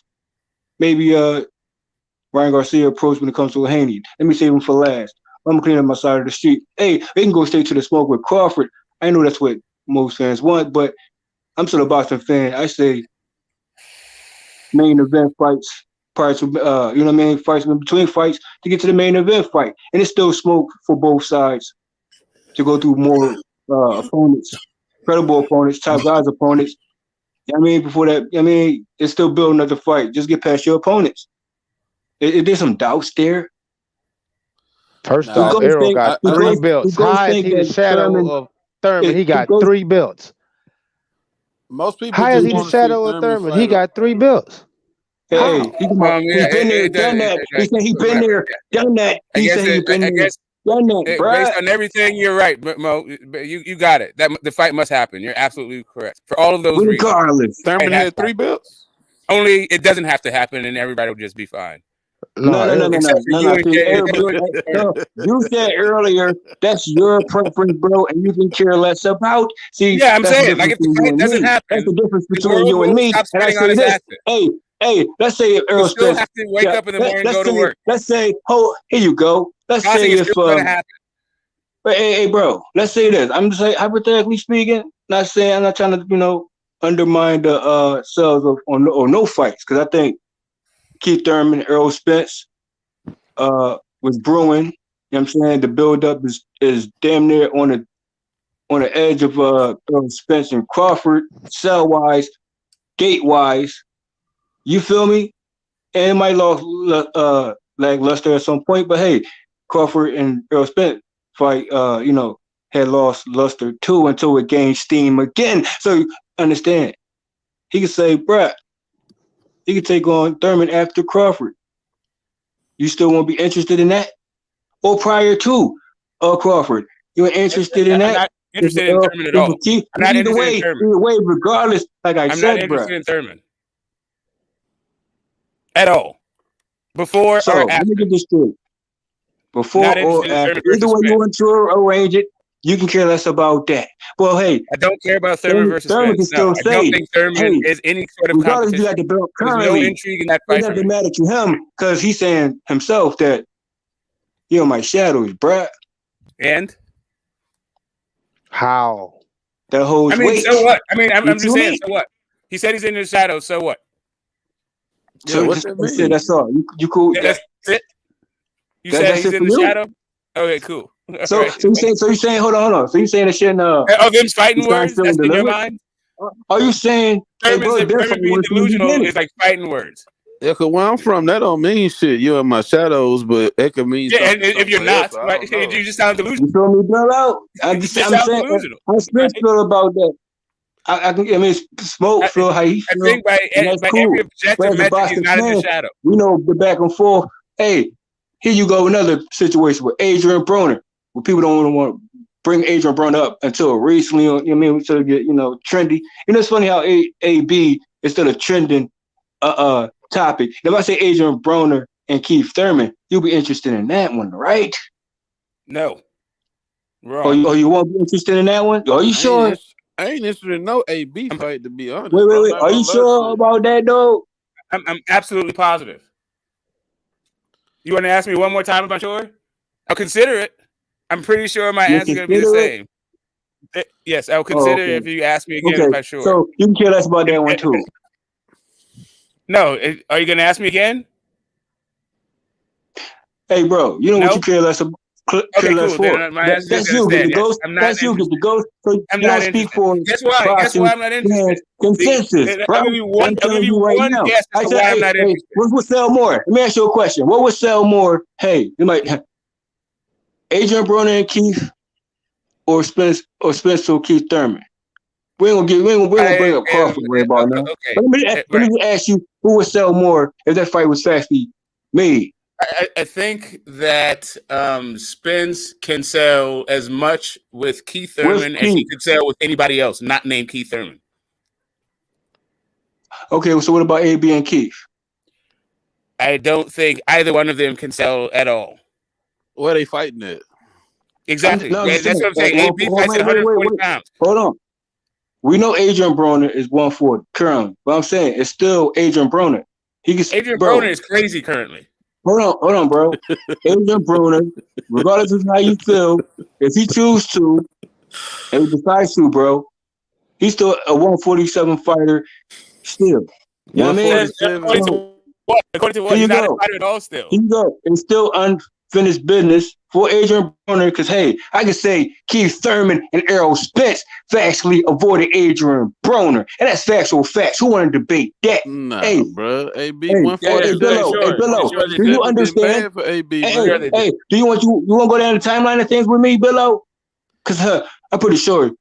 You talking about the same AB that EJ knocked out? Hey, don't have amnesia. Don't have amnesia on no timeline, bro. You talking about the one Errol Spence knocked out at Mayweather? So it could have been prior to a quarter. AB has been fighting at 140 pounds for I don't know how for years now. Spence and Keith Thurman already factually avoided. Duck, Adrian Broner, and Errol Spence as well. Hey, but you can keep that Keith Thurman and Errol Spence talks. Who duck who? Why was somebody duck? Billo. Like literally, nobody cares about Adrian Broner. Why was somebody duck Adrian Broner, bro? Here's the thing. I was getting to my point. I was getting to my point. You get to my point. Please. You can care less about that. You can care less about that, though. But hey, Adrian Broner never went down to 140 as Marshall Hooker went up to 147. Hey, that could have been a class course right there, too. Another guy. Nobody cares Adrian Broner going down or deciding to go down to 140. If he would have stayed at 147, you know who faction would have been next for Adrian Broner. Hey, Mo, did they duck AB before the Madonna fight or after the Madonna fight? Hey, do your homework, bro. I don't got to do it for you. You have to understand. Oh, my God. He don't even know. How you gonna say, hold on? How you gonna say, I don't know? Hey, here you go. Because you the only nigga talking about Adrian Broner. Hey, step up fight for Adrian Broner for Madonna. You know what that fight was actually made? Who gives a damn? Don't blame Mayweather for that, though, right? We've been through 2 presidents since then. Who gives a fuck? So is Mayweather fault Broner didn't beat Madonna? Bro, you ain't listening, bro. You the only person brought up AB, so I'm asking you questions about AB, but you're not answering none of them. Nobody else was talking about AB on the panel at all. Yeah, not ever. Nobody gives a fuck about these two dudes. They need to actually do something today. 2022. Not like no one's trying to trip down memory lane through these goddamn the ghosts. Time frames matter. You know why time frames matter? Because you don't watch fucking fights. Everything's come back around. It goes. That's why fights come back around. Fights come back around full circle. Fights come back around full circle when it's needed to and when it's time to. AB. I fuck with understand AB, this though. You know what fights coming back around? You know what fights coming back around? Triple G and Canelo. Talk about that though. Okay, Triple G and Canelo. AJ and Thurman are just like that's irrelevant. Triple G. Then he went up to go down. Then he went up to go down. Hey, Adrian Broner can actually do the same thing. Going up to go down, go down and go up. Hey, Canelo effect. Yeah, that's exactly the same. So let me ask you this, bro. Hey, Canelo went down. Hey, yeah, what belt does AB have? Hey, get the ghost. Hey, get the ghost. Let it sink in. Let it sink in, bro. What division is Broner fighting? What division is Thurman fighting? So now, yes, they're not in the. Let it sink in, bro. Let it sink in, bro. Hey, don't you know Mark versus Hooker? Hooker could have been a 47 fight, and he couldn't win. He shouldn't have to win up to go down. That could have been a factor matchup. So, hey, why Hooker go up and Adrian Broner go down? That fight could have been made either way. That fight would have been made at either Maurice way. Hooker looked pregnant at 147, bro. Maurice Hooker I'm back looked to Keith pregnant. Thurman. I'm back to Keith Thurman and Hooker Errol came in at Spence. Hey, 154. get the ghost. Hey, get the ghost. Came in at 154. Hey, get the I ghost. know you've been dead a long time, slow mo. Hey, get the ghost. Slow Hey, mo. ghost. Hey, slow Get the mo. ghost. Get the ghost. Get the ghost. Hey, get that ghost. Get that ghost. Keep up. Oh my God. Now back to Errol Spence. Like You in I my was shadows, bruh. Okay, cool. What are you gonna do about that, though? I Wait don't and even chill. know what that Watch shit boxing. mean, bro. Yeah, watch some boxing. But Man, that's hopefully cool. talk about boxing with some reasonable takes about relevant fighters. I know different shit mean different spots all over the globe. Like in the UK, they say you're a waste. Like you're a fucking waste, and that whole weight over there. But if somebody walk in my hood and say you a waste, bro, that shit don't mean nothing over here. Like, Just gonna keep on walking. Yeah, like niggas ain't you're gonna my pay attention shadow. to it. You already overshadowed, dude. So somebody All walk up right. and say, "You in my shadows. You in my shadows, bro." Like, don't nobody give a fuck. Like, I respect. Hey, man, move. That's I all beat your guys you beat and guys you never faced. Shit. I I'm in beat your the shadow, guys. move. You beat the guy that beat you. Like, okay, if you feel like I'm in your shadow, good luck with that. Nobody accused you of being the biggest fight in boxing, not ever. yeah, man. No one AB, attached you to the fucking biggest fight in the sport. I fuck with AB, but I'm tired of watching AB fights and saying, "Bro, let your hands go." AB, Yeah, what no. you doing? AB, I'm let gonna your leave you for hands all go. that. AB, Nah. what you Yeah, doing, bro? Let same. your hands go, Yeah, man. I don't want to go through yeah, that shit no more because I fuck with AB. That's torture, bro. Watching that man yeah. not let Man, his hands listen, go and that's get his torture. ass That's whooped. self-inflicted torture. That is you torturing yourself.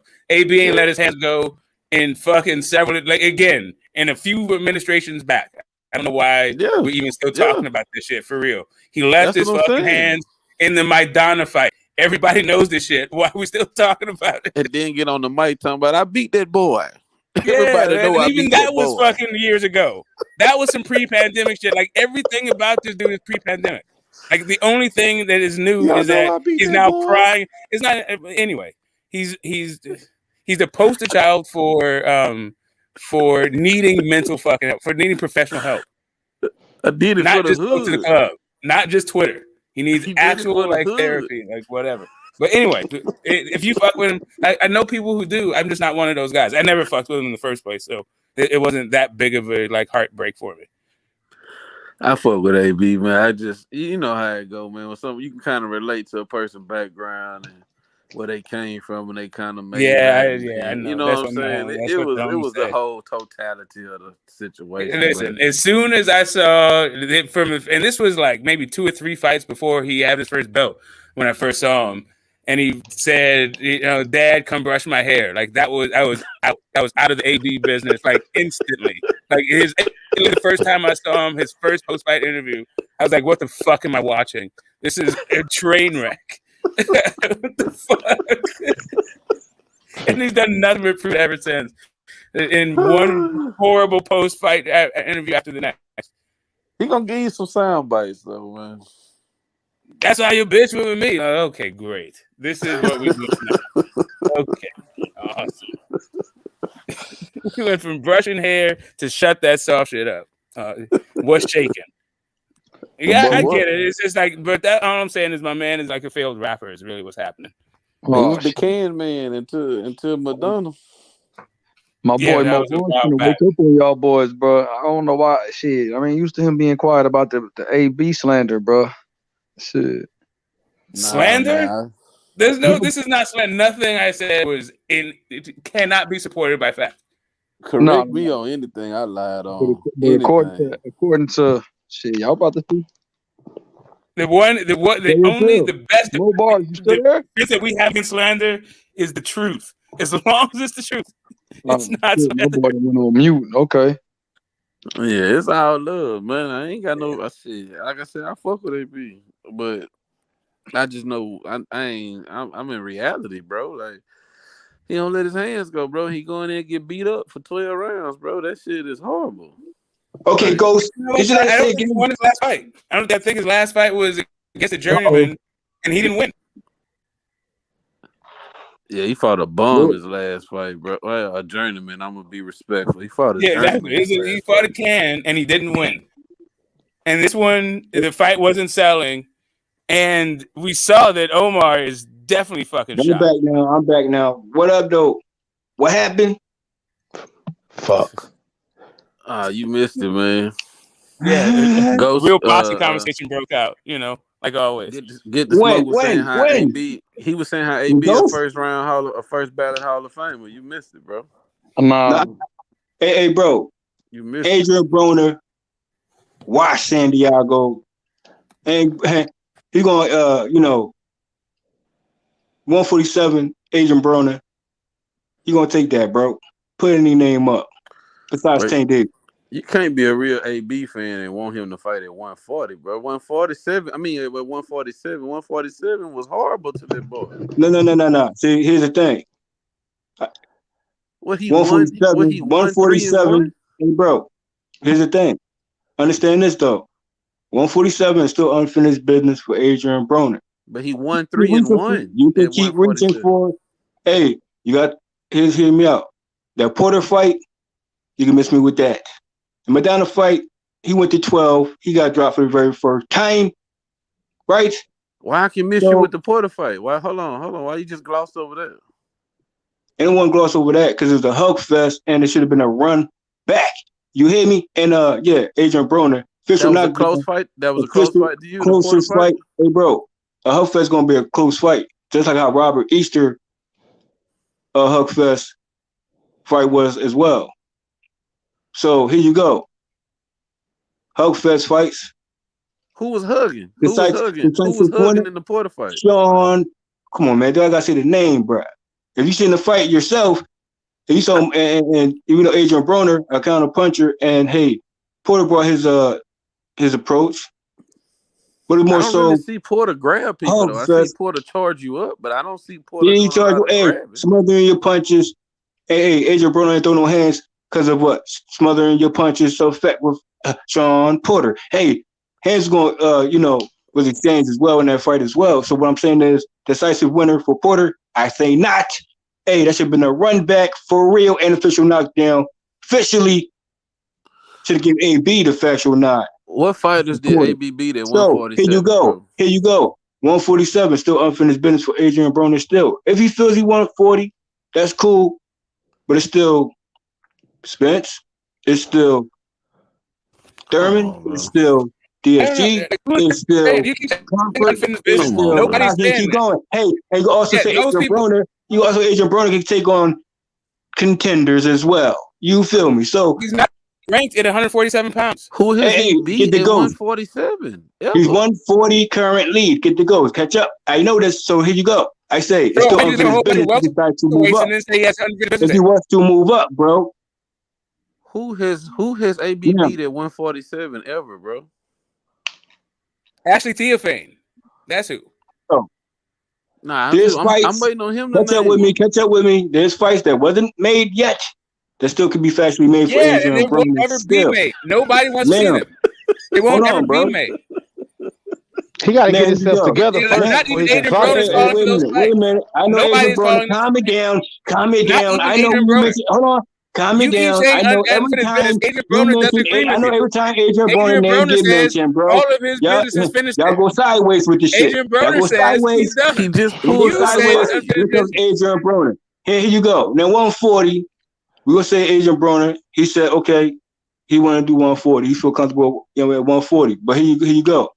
He's still a 147 fighter, regardless of what you say. Hey, what about regardless of what he says? Regardless of what he says too. But here's the thing. Did I tell him to fight at 140, or did he say to fight at 140? Bro, whether you choose to 140 or 147 or not, it's still Adrian Broner in either weight classes that he can actually compete at. So and you think you beat Gary Russell at 140? It's still unfinished business at 147. Now, hey, according to you, not according to him. Is Russell going to go to 147? You want to bring up a Russell name? Is Russell going to go to 147? Or he going to stay at 140? No, but who knows? Can Russell go to 140? Oh, he's not fit for 147, right? He never fought anything under 126. Hey, bro, is Gary Russell fit for 147? You already asked and answered. Hey, did he get there? Did he get there yet?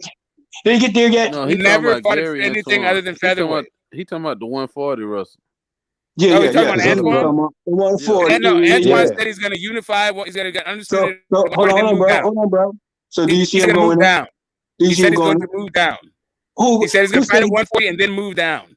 move down from where? 35 from 140 to 35. So yes, they go. he said he's going to become undisputed at 140 and then go down and become undisputed at 135. Go down? Okay. Go down? That's what he said. Hold on, wait a minute. Hold on, wait a minute. So a That's what he pre-planned ducker. Hold on. So pre-planned ducker is going to be a pre-official ducker. Hey, we know what rival fight that should be happening in the pros, bruh. So, hey, we know it's 1-1. So you mean to tell me 140 is what he's saying currently and then say he's going down? Hey, Adrian Broner, hey, he could say, I can go 147 still. I'm Adrian Broner, still 140. Hey, Gary Russell was saying what though? You are not Adrian Broner, okay? Yeah, are you? He sound like an anime character. Hold on, are you Gary Russell? Are you Gary Russell fan? Are you Gary Russell fan? What are you saying? Ain't nobody speaking for Gary Russell though. You Oh, you're speaking not for speaking AB. What? Wait, hold I'm up a saying second. that. If you're a fan of him, then all of a sudden you start impersonating him on panels and saying this other shit that they're not saying for their own careers. Like, what are you talking about? Business. Like, for real. All I'm telling you is, 147. Gary Russell. that guy is the Gary one Russell making his fights at hasn't. 140. That's the big difference there. So you mean to tell me Russell is saying now, bro? He's going down? I never heard AB say none of this shit you saying though. Hey, bro, watch the fights and you was exactly know what I'm talking about. I watched. Don't try to downplay. Don't try to downplay the Adrian Broner at 147. You gonna body yourself. He downplayed it. I don't understand what you're missing about it. He is the one fighting at 140, not me. You can miss me with that him to go to Madonna. 140. You can miss me with that Madonna fight, though. I don't understand But what like you I said, what are you it's still missing other about it? matchups. It's still Are you other in matchups. denial? Hey, Are you in get the denial or goals. something? Hey, Adrian Mizzo. Broner. No, hey, keep up with me. Keep up with me. Keep up with me. Get the ghost. Hey, keep up with me. Get the ghost. Hey, you know, even Danny Garcia and Adrian Broner matchup is a class course. Man, you sound like a cartoon character, man. God damn. Keep up with me. Hey, God. Hey, get the ghost.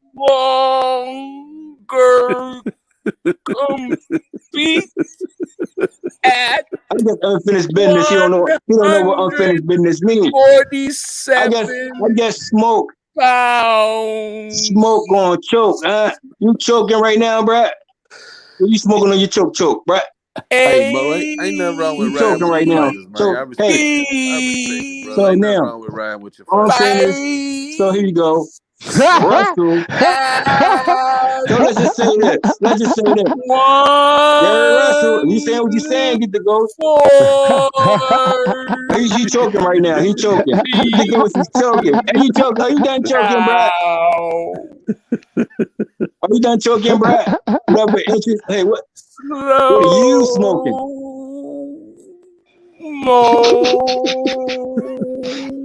What are you smoking? You choking right now? Are you choking right now? Yeah, he's choking right now. He's smoking a bad batch.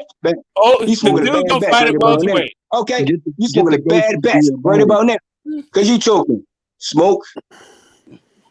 All right, so like I said, unfinished business still. Bro, unfinished business with Keith Thurman and Errol Spence. Still.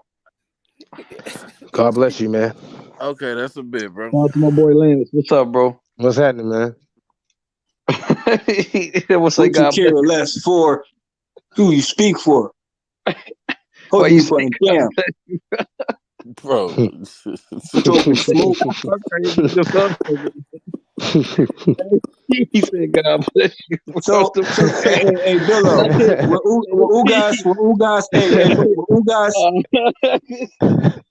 Billo, hey, Billo. Hey, that'll be a Would you be interested in Ugas and Crawford? Would you be interested in that? I'd be disappointed, but I'll watch it. Wait. How you be disappointed, bro? Because I want the Bud versus EJ. Oh, put that to the side right about now. Hey, put that to the side right about now. Now, hey, bro, you know that Sean Porter and Crawford fought, right? Yo, what the fuck? Hey, Billo. Yeah. I'm asking you a question, bro. Sean Porter and Crawford fought. Yeah, I was there. I went to the fight. That's what's up. Salute to that though. But that was Errol Spence done, he in my shadows when it comes to that talk when it comes to Crawford and Porter. Correct. Okay, now follow me again. Now, how you not gonna be interested in the Ugas fight with for Crawford, bruh? We not say again, hey, play back the stream about 5 to 10 minutes ago when Skid the Ghost is choking on smoke. And I say, hey, rival fights happen in the pros. Science still delivering on that too. And you got history. I told you I watch it, Mo, but I'd be disappointed because it's not the fight that I want. I'm gonna be disappointed in a rival fight. God damn. Bud and Thurman are rivals. So shit. I say Crawford and you on crack or oh my God. Are you on? Oh, you saying Bud and Ugas are rivals? I said Bud and yeah, just like how Russell and Bruce Ennis rivals, bruh. From the amateurs. So, what is you not interested in the pros with? Hey, come again. So like I said, no, I want to see Boots. I want to see Boots and Gary Russell. Who want to choke on smoke? So this smoke got no smoke to give. Nice try. Yeah, I want to see Boots and Russell. Nah, I'm hey, Russell not interested. Ghost just confirmed just that. I'm going down to go down. Right? Get the Ghost. God damn. I don't think Russell want that Boost. Okay, so we know what's up then. Yeah, we know what up then. We know what's up with that one though. Hey, Ugas and Bud. Why me, man? Oh, I'm saying this. Keith Thurman, Errol Spence is still a sign, still deliver situation, bruh. You gotta clear some things up. If Bud fought Ugas and Spence fought Thurman, yeah, I'd be pissed, bro. I'll watch it, but I'll be pissed, bro. You be pissed. Yeah, I'll be pissed, bro. Them niggas need to fight each other, bro. Like I ain't trying. Here you go. Hey, bro. I understand Errol Spence and Bud Crawford build up. I understand this though. They need to fight, bro. I feel you. But hey, you can still build up your fight in the meantime, in between time. Hey, they've been building for like who is Crawford going to fight next? Who is Bud Crawford going to fight next prior to a meme machine? When do you recall those type of talks? Or how about even after? Yeah, hey. Let me take it a step further. Okay, Crawford. I wish I could see the chat, man. Crawford, shout out to him. God. We know that rival fights have been happening in the pros. Oh, God. That's all I'm saying. I'm crying. Top guys there. Hey, smoke unfinished business. It will always be unfinished business. Hey,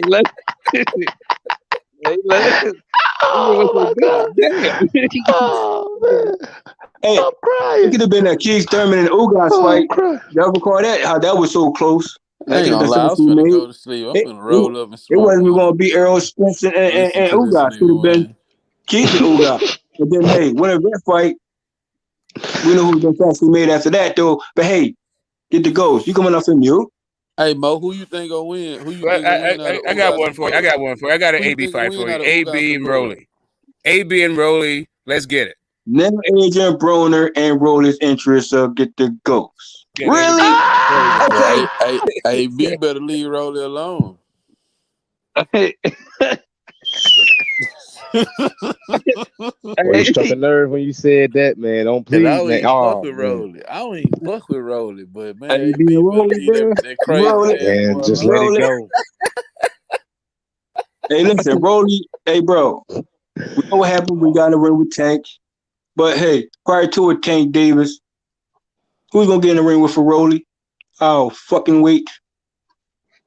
Okay then. Who will get in the ring with Rolly? Jackson Marinas. Jackson Marinas. We know what happened with that though. Hey, Ghost. That could have been a run back and make sure the full camp next time around. Hey, make sure you use both hands next time, Ghost. Not just one. Okay. Shit.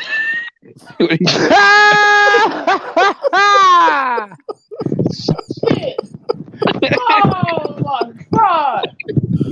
Hey, Lance, oh man. Oh my God. Lance be like, God damn. Man. Hey, man. He cool though. You all right, man? Let AB go ahead and fight. Let him fight.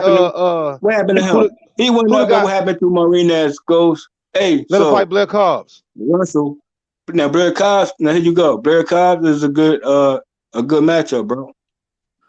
I like that. You know what I'm saying? For who? Blair Cobbs and who? Bro, yeah. I mean, well, we know this that Price over Blair Cobbs, he had to earn his way for me, you know, to get to that situation. There's still other opponents is in the way from that fight, like Virgil, like Bruce Ennis. You know what I'm saying those type fights for Adrian Broner prior to a Cobbs. You want to see him die, huh? I see Cobbs, you know. I think you Virgil, don't like AB. I think this nigga hate AB on the cool. It's you can't like AB at 147, bro. You can't like AB want him to fight these people. Okay, so when was the last time you was impressed with an AB fight? You really want to know? Yeah, I'm asking. DeMarco.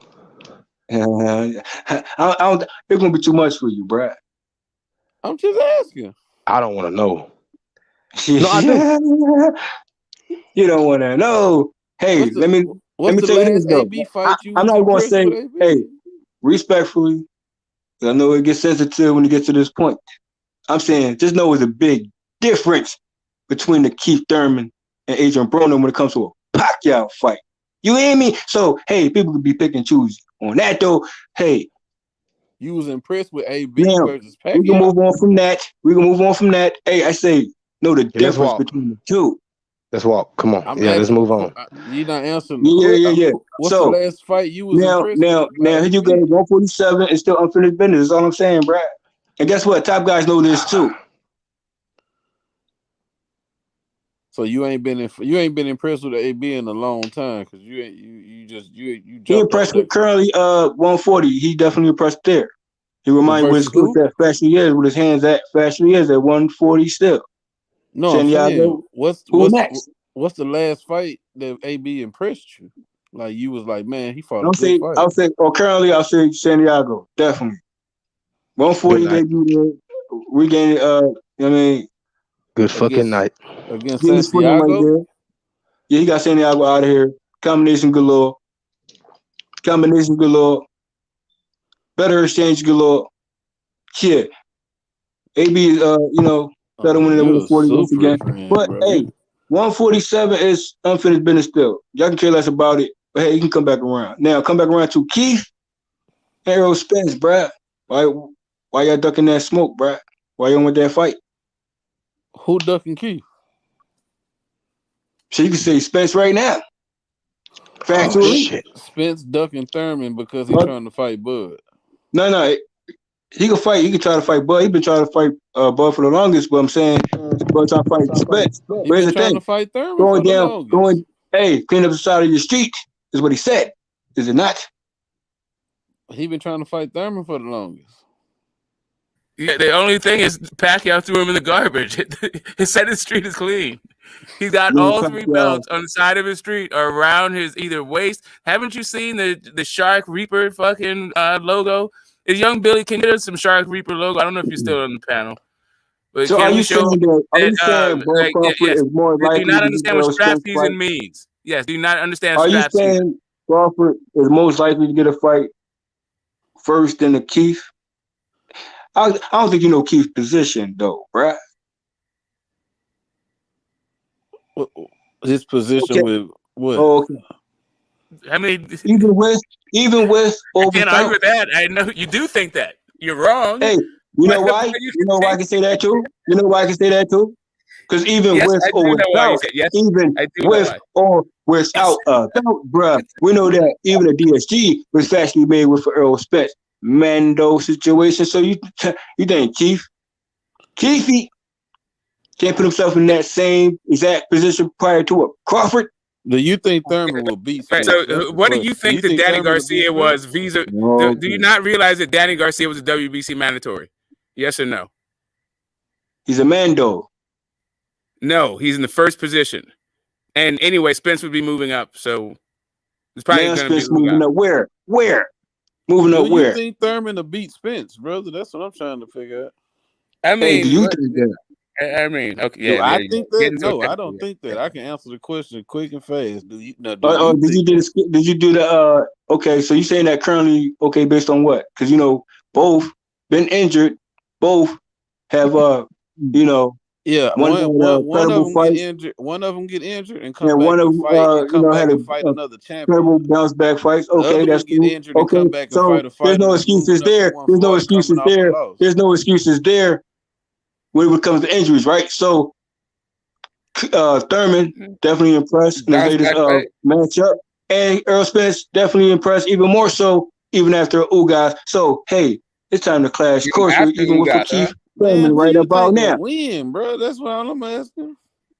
My boy said Keefy. You gotta weigh it out.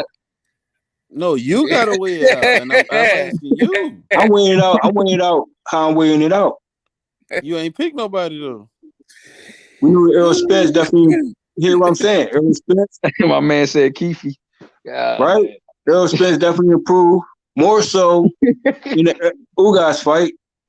So I don't think Crawford should worry about any injuries or being in your best shape when it comes to that matchup. Like I said, I'm all for that Crawford and Errol Spence for sure.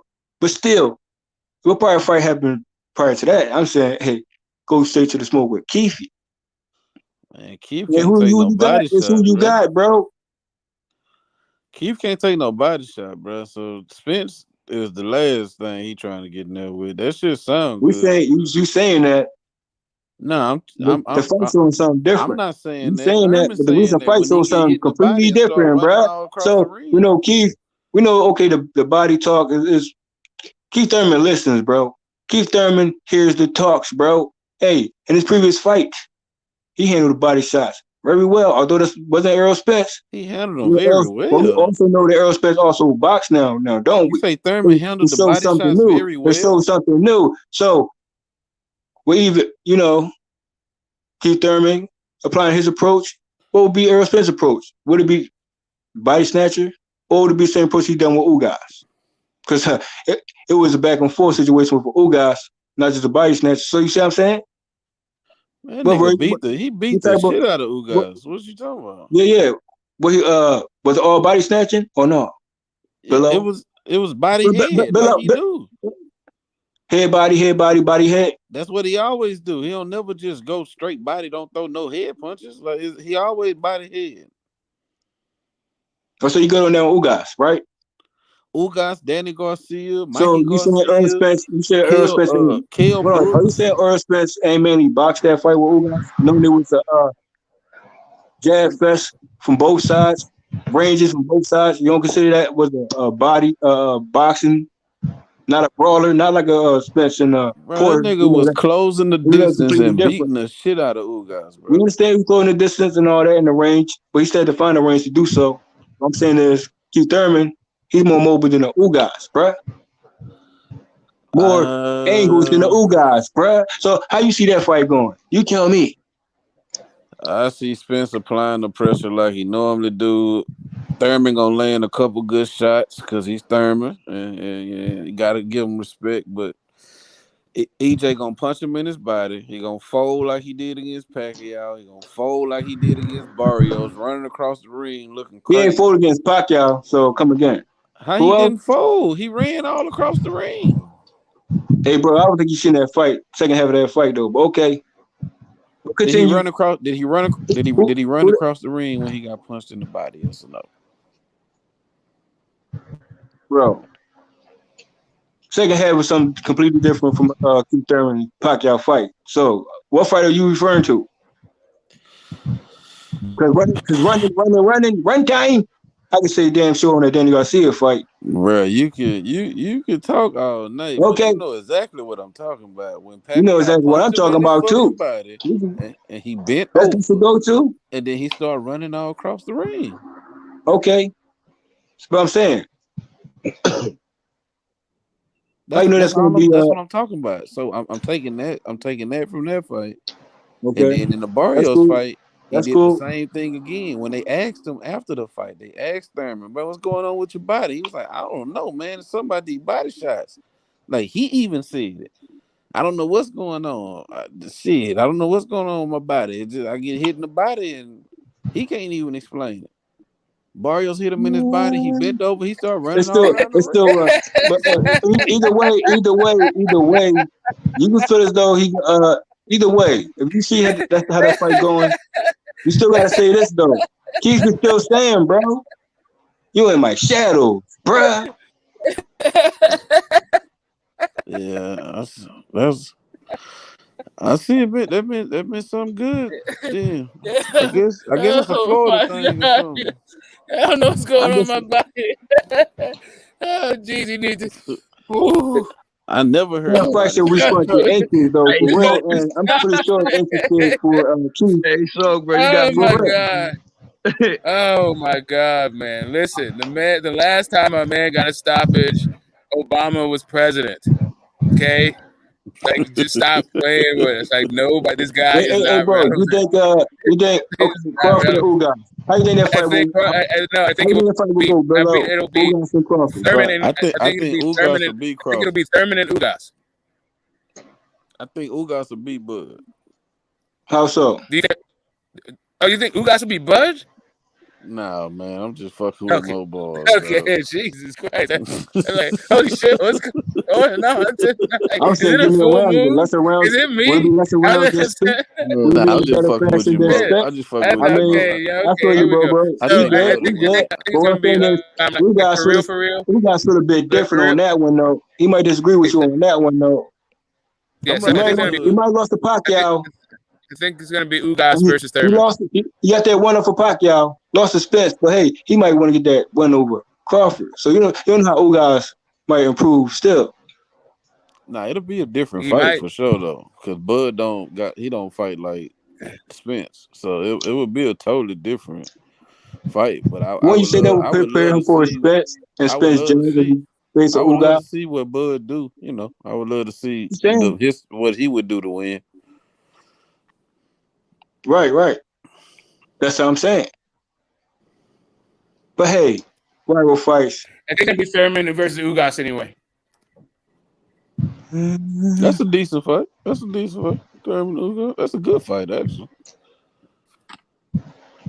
That's a good fight. Who can go straight to the smoke with Errol Spence and Terence Crawford? Right? Go straight to the smoke then. You hear me? That's gonna be a good ass fight, man. I can't wait for that shit. Bud and fucking EJ. Bro, I can't wait for that shit. It damn near got to the point I don't even care who fucking win. Y'all know who I think gonna win, but that shit don't mean nothing. I just want to see the fucking fight at this point. For real. Still building up. I don't know who your pick is. Who is your pick? I got EJ. Okay. Mm-hmm. I got EJ in that contest. Do you have it going the distance?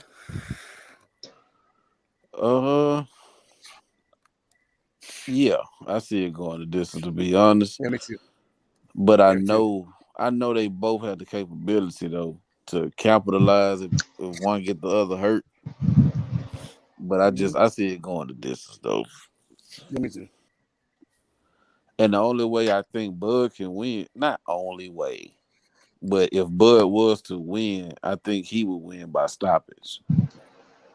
I don't see Bud winning. I don't see Bud outpointing EJ in the 12-round fight. Don't mean it can't happen. Don't mean Bud won't prove me wrong, because that's what great fighters do. But yeah, I just see EJ work rate. I think it's just too much, man. I think you about the same thing. I think I'm pretty sure. But I just think EJ is going to be able to, have it. I don't think he's going to have the same result as his other fighters. I think EJ is going to be able to take the shot. Right, because I've seen Bud get not necessarily down in the fight, but I've seen momentum swing, however you want to say it. I've seen Bud not doing so well early in the fight, and he's able to make up from that by switching to southpaw or adjusting and then getting the fighter out of there. I don't think if he gets down with EJ on the scorecards, I don't think he's gonna be able to do that one little adjustment or go southpaw or do something and then just knock EJ out and get him out of there. I just don't. I don't see it happening like that.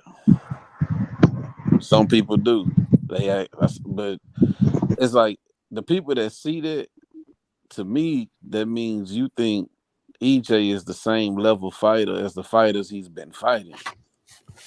When I think EJ is levels above them. Same way I think Bud is levels above the people EJ been fighting. But the pattern I've seen with Bud is he can get down early or have a slow start or be down early, like I said, and then make his adjustments, switch to southpaw, that's the adjustment most of the time, and knock your ass out and get you out of there. So fuck if I was down, fuck what the scorecard said anyway, because I knocked you out anyway. But I don't see him getting down to EJ and just getting that late knockout to save his ass. I don't see it happening like that.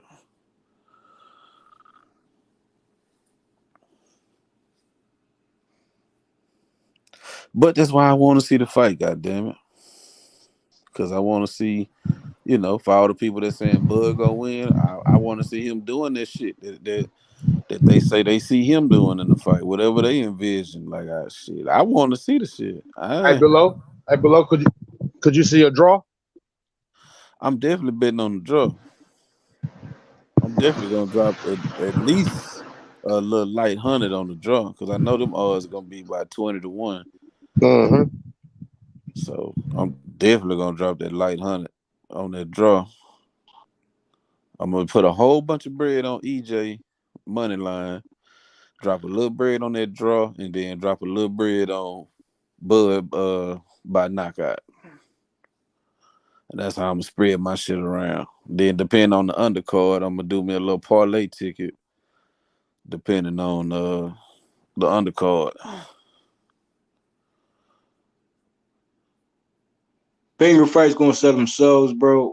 We gotta be there for it. We gotta, you know what I mean? Support it. I'm gonna be in the building.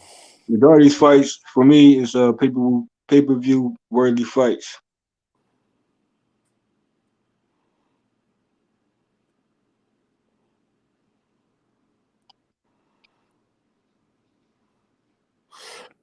I'm reading the chat. That's why I'm quiet.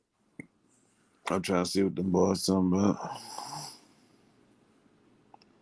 Just pick a matchup. It's still a pay-per-view worthy fight. Still. I think Bud would stop EJ. Reason why he will make him work hard to be off guard and catch a counter. That's what's up. I really can't see neither one of them. I got so much respect for both of them. I can't vision where either one of them get knocked out. Yeah, I think that's just for the respect I got for him, I guess. Yeah, me too. So that's why when Bud's too everybody good and has too much heart, and I think Errol's too big and has too much heart. Right. So everybody that just like for shit show, they 100% sure Bud gonna knock out EJ. I'll be like, damn. Okay. Yeah. Shit. So EJ just fucking trash. I get when I don't know what I've been watching. Shit. Landscape of boxing, bro. It's gonna get real interesting. Yeah, it is. Yeah, Every division. Every division. Yeah. I'll be back, bro. We got some good fights coming up though, man. Shit, I mean that one ain't been scheduled yet, but we got some good fights coming up. Shit. Hopefully they plug it right in. But man, I hope Triple G, boy, I hope he beat Canelo ass. That should be hilarious, boy. And did he fucking drop all the belts because he not gonna keep fighting at 168?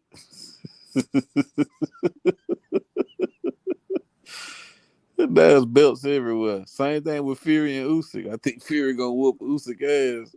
We're gonna get to and retire and drop all the we're belts. gonna get to Canelo first. Would it be who would get to Canelo first? Would it be Crawford? Would it be Spence? Would it be Boo Boo? Would it be Charlo? He ain't fighting none of them, bro. Who'll get to Canelo first? I mean, Plant got there. Yeah, I mean, I guess he did something right. I'm just saying though.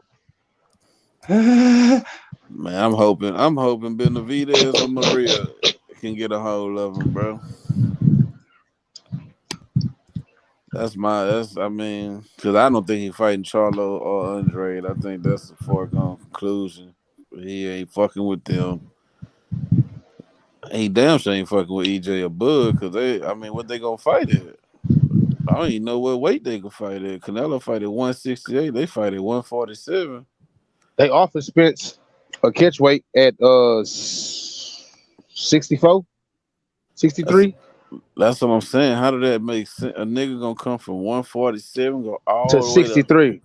Yeah, that's fucking fucked up. crazy.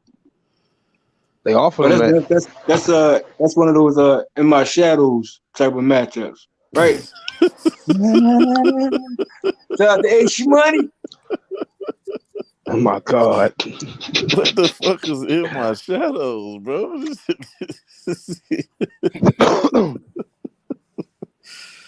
But nah, man, not no 163. That's crazy. I mean, even Eubanks and Ben shit, they fighting at 157.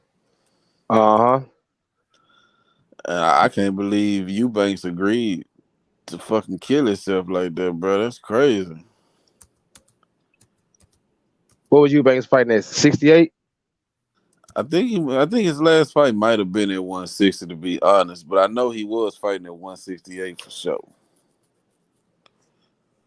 But like his very last, his last fight, I don't know. I look it up, but I think it was at 160. Oh, bullshit aside, but still, if you used to fighting at 168, you damn near killing yourself to already make 160. You gonna knock 3 more pounds off this shit? Right. That's a lot to put your body through, bro. Yeah, buddy. And then, like I say, it's like a double-edged sword. Like, okay, if he go down to 157, beat Conor Ben, all everybody gonna say is, bro, you fucking 168 fighter and you beat up a welterweight, a 147 fighter. Fucking wow, whip-de-doo, nigga. And then if Ben beat Eubanks, they gonna say, bro, you fucking drained the 168 fighter all the way to 57. Wow, bro, that's fucking big accomplishment. Like, it's the excuse is set up on both ends. Right. Yeah. Right. Who you got winning that fight? So now it's down there like a Jake Paul fight. It's just a fight just to be a fight, just to be happening. Because they daddies don't like it. Because they fathers, right. Like the shit really. When we surprised they fight after the fight or something. Yeah, I'm surprised they're not on the undercard. The co-main event, the fucking daddies, man. This shit is a shit show. But I got Eubanks winning. I mean, just off. I don't mean Ben can't win, but I got Eubanks winning just off shit. The better competition, the bigger fighter. He's a good fighter. It's not like he's a fucking bum. So he's a good fighter. He's fought champions.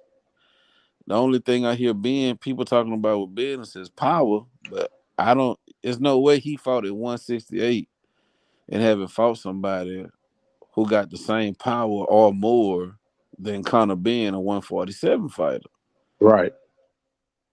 So it doesn't sound like they be talking about Wilder when they talk about this Ben Eubanks fight. Like Conor Ben is a fucking Deontay Wilder or something. Like he just got the equalizer. Like he got the power just to level out the playing field. Like You got a lot Because of he people knocked think he out gonna knock fucking him out. Because he knocked out Chris Algieri. He got the Right, fucking power, like right.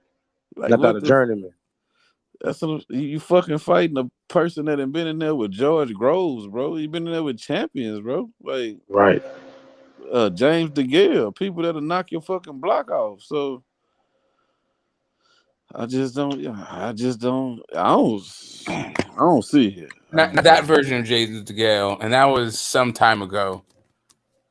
That was Well, like yeah, it 2019. wasn't James DeGale in his prime. You're absolutely right. But That guy, that was several fights removed from that Truax fucking wars.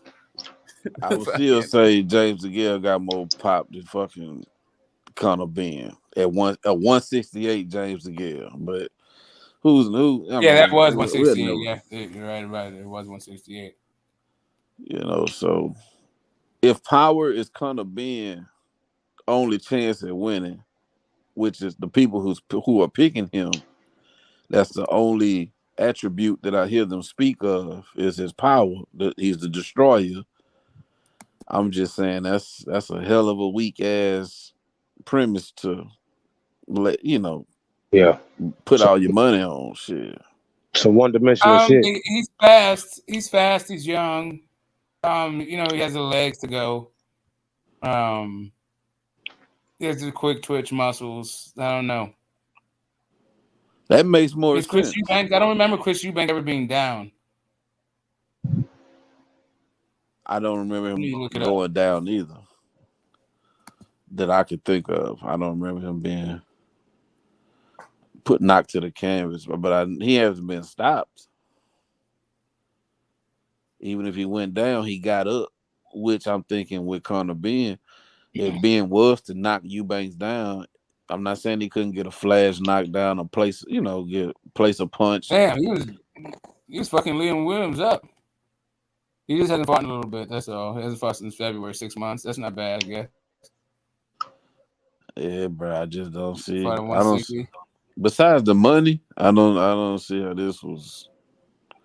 Yeah, Liam Williams 4 times. Shit. He did what 4 times? He dropped Liam Williams 4 times. Eubanks did. Yeah, his last fight 6 months ago. Yeah, that's what I'm saying. Yeah, he dropped him 4 times. Smoke early in the fight. A few of them was early. Yeah, dropped him early and late. Mm-hmm. He dropped him 1st, 2nd, 4th, and 11th. Yep, he dropped. Yeah, he had 3 knockdowns before round 5. I remember that shit. Why be easy? What's up, man? Yeah, man, I was chilling, bro. My boy was fucking that shit. So I just went on mute. I was over here, Lance like, God damn. Lance was like, oh, damn, shit. And Lance was over there like, man, you sound like a cartoon character, bro. Hey. That nigga Mo be on some other shit. Smoke be egging that shit on, too. Smoke crazy. Smoke be like laughing and shit. He be like, Smoke be able to laugh and shit. Talking about some man, talking about some you got somebody brushing your hair, then you say, shut that soft ass shit up. Oh man, Mo said what I missed. He was listening the whole time. He said, let me tell you something, get the ghost. Oh shit.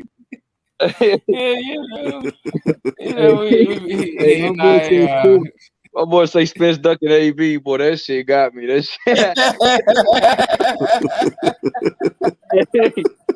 Hey, Mo Ballers, boy. That shit. My man got the most classic shit, bro. Like, and then he said, man, don't count the Porter fight. You know what I mean? That shit was a hug fight, a hug fest fight. You can't count that. Miss me with that. I said, oh shit. He said, Rona won because of the knockdown, because of the other shit. Well, you don't count because of the hugs and shit. I said, man, this motherfucker. I gotta tell you, the first time I, remember speaking to my guy, at some point during the pandemic, I think in quarantine, and it was like we were talking about top 5 fighters, and he was like, number 3, Big Baby Miller, and I was like, what the fuck? Like, I've never anybody have Big Baby Miller on their pound for pound list.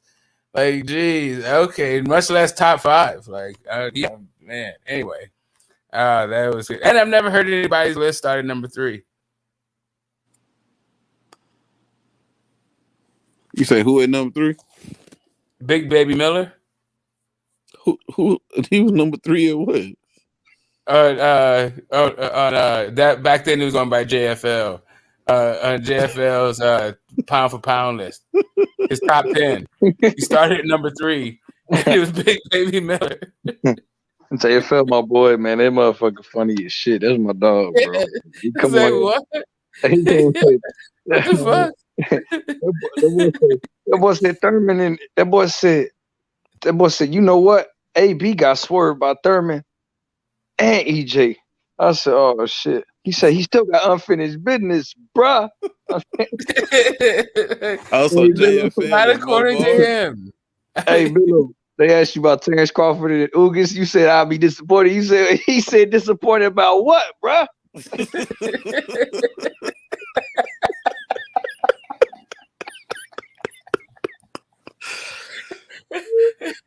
nigga got offended. That nigga got offended. About what, bro?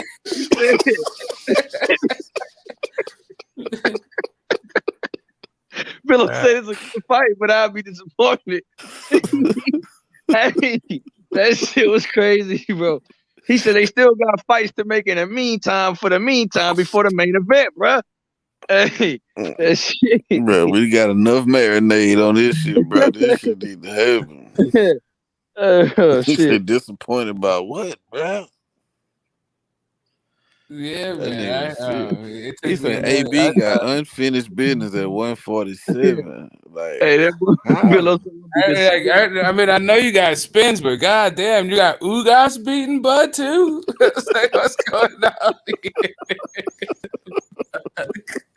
Boy, y'all fucking wild. What's going on? He thought I was serious too. He thought I was serious too.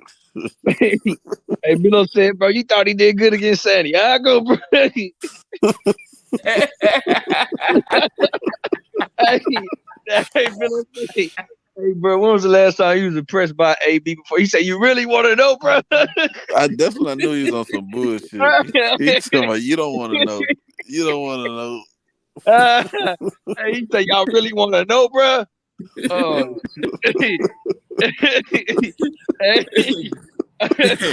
He said facts. He said explosive combinations, bro. He said explosive counters, bro, against Santiago. I said, oh shit. Yeah, for real. He said he got him up out of there, bro. Okay. That nigga true. Hey, so folks start talking slow and shit. I said, oh shit. Boy, y'all motherfuckers, boy, that boy Lance was like, God damn. That nigga Smoke had me rolling when he was talking slow, boy. Fucking slow mo. No, y'all boy. Yeah, man. You know,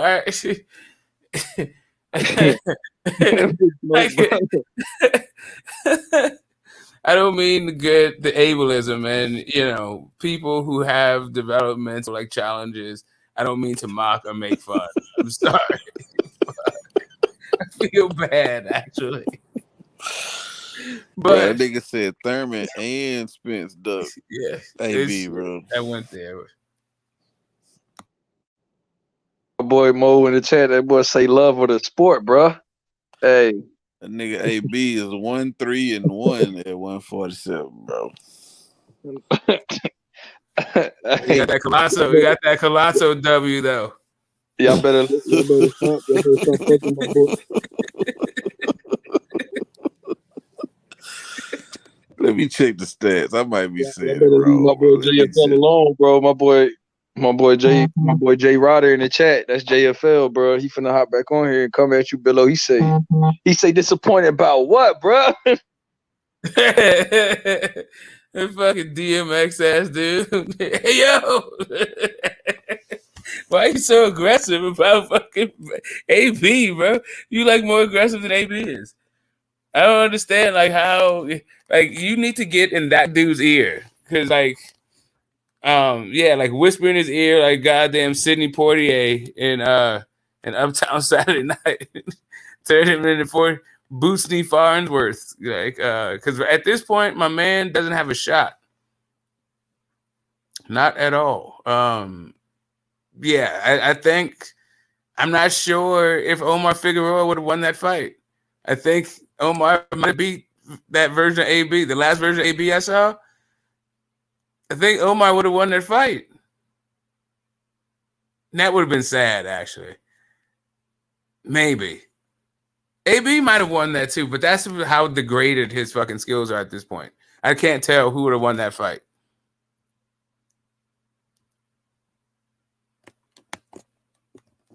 But, you know, whatever. I wish him all the best. Hope he gets help. What's up? Damn, bro. So you don't know if he'd beat Figueroa, Smoke? Damn. That Santiago, I think he lost to Santiago. He wasn't throwing shit. He doesn't punch. Damn, Billo, what you think about that? You think he would have beat Figueroa? Damn. He's boy said, he's looking at. I think he would have beat Figueroa.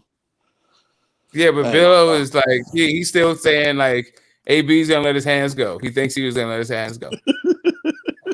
He's still on that shit, dude. Like, come on, man. Like,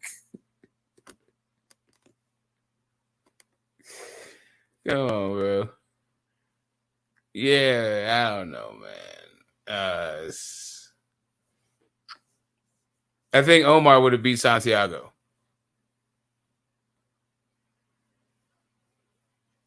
I think actually the Santiago fight was at 147 though, right?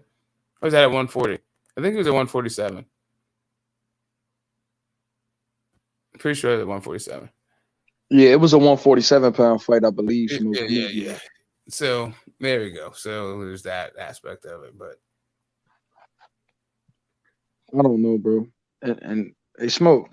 Yes, if you had to pick between Gary Antoine and Regis to next fight, who would win that one? Yeah, I saw that debate happening, but I couldn't get to it. I was on some other shit at that point.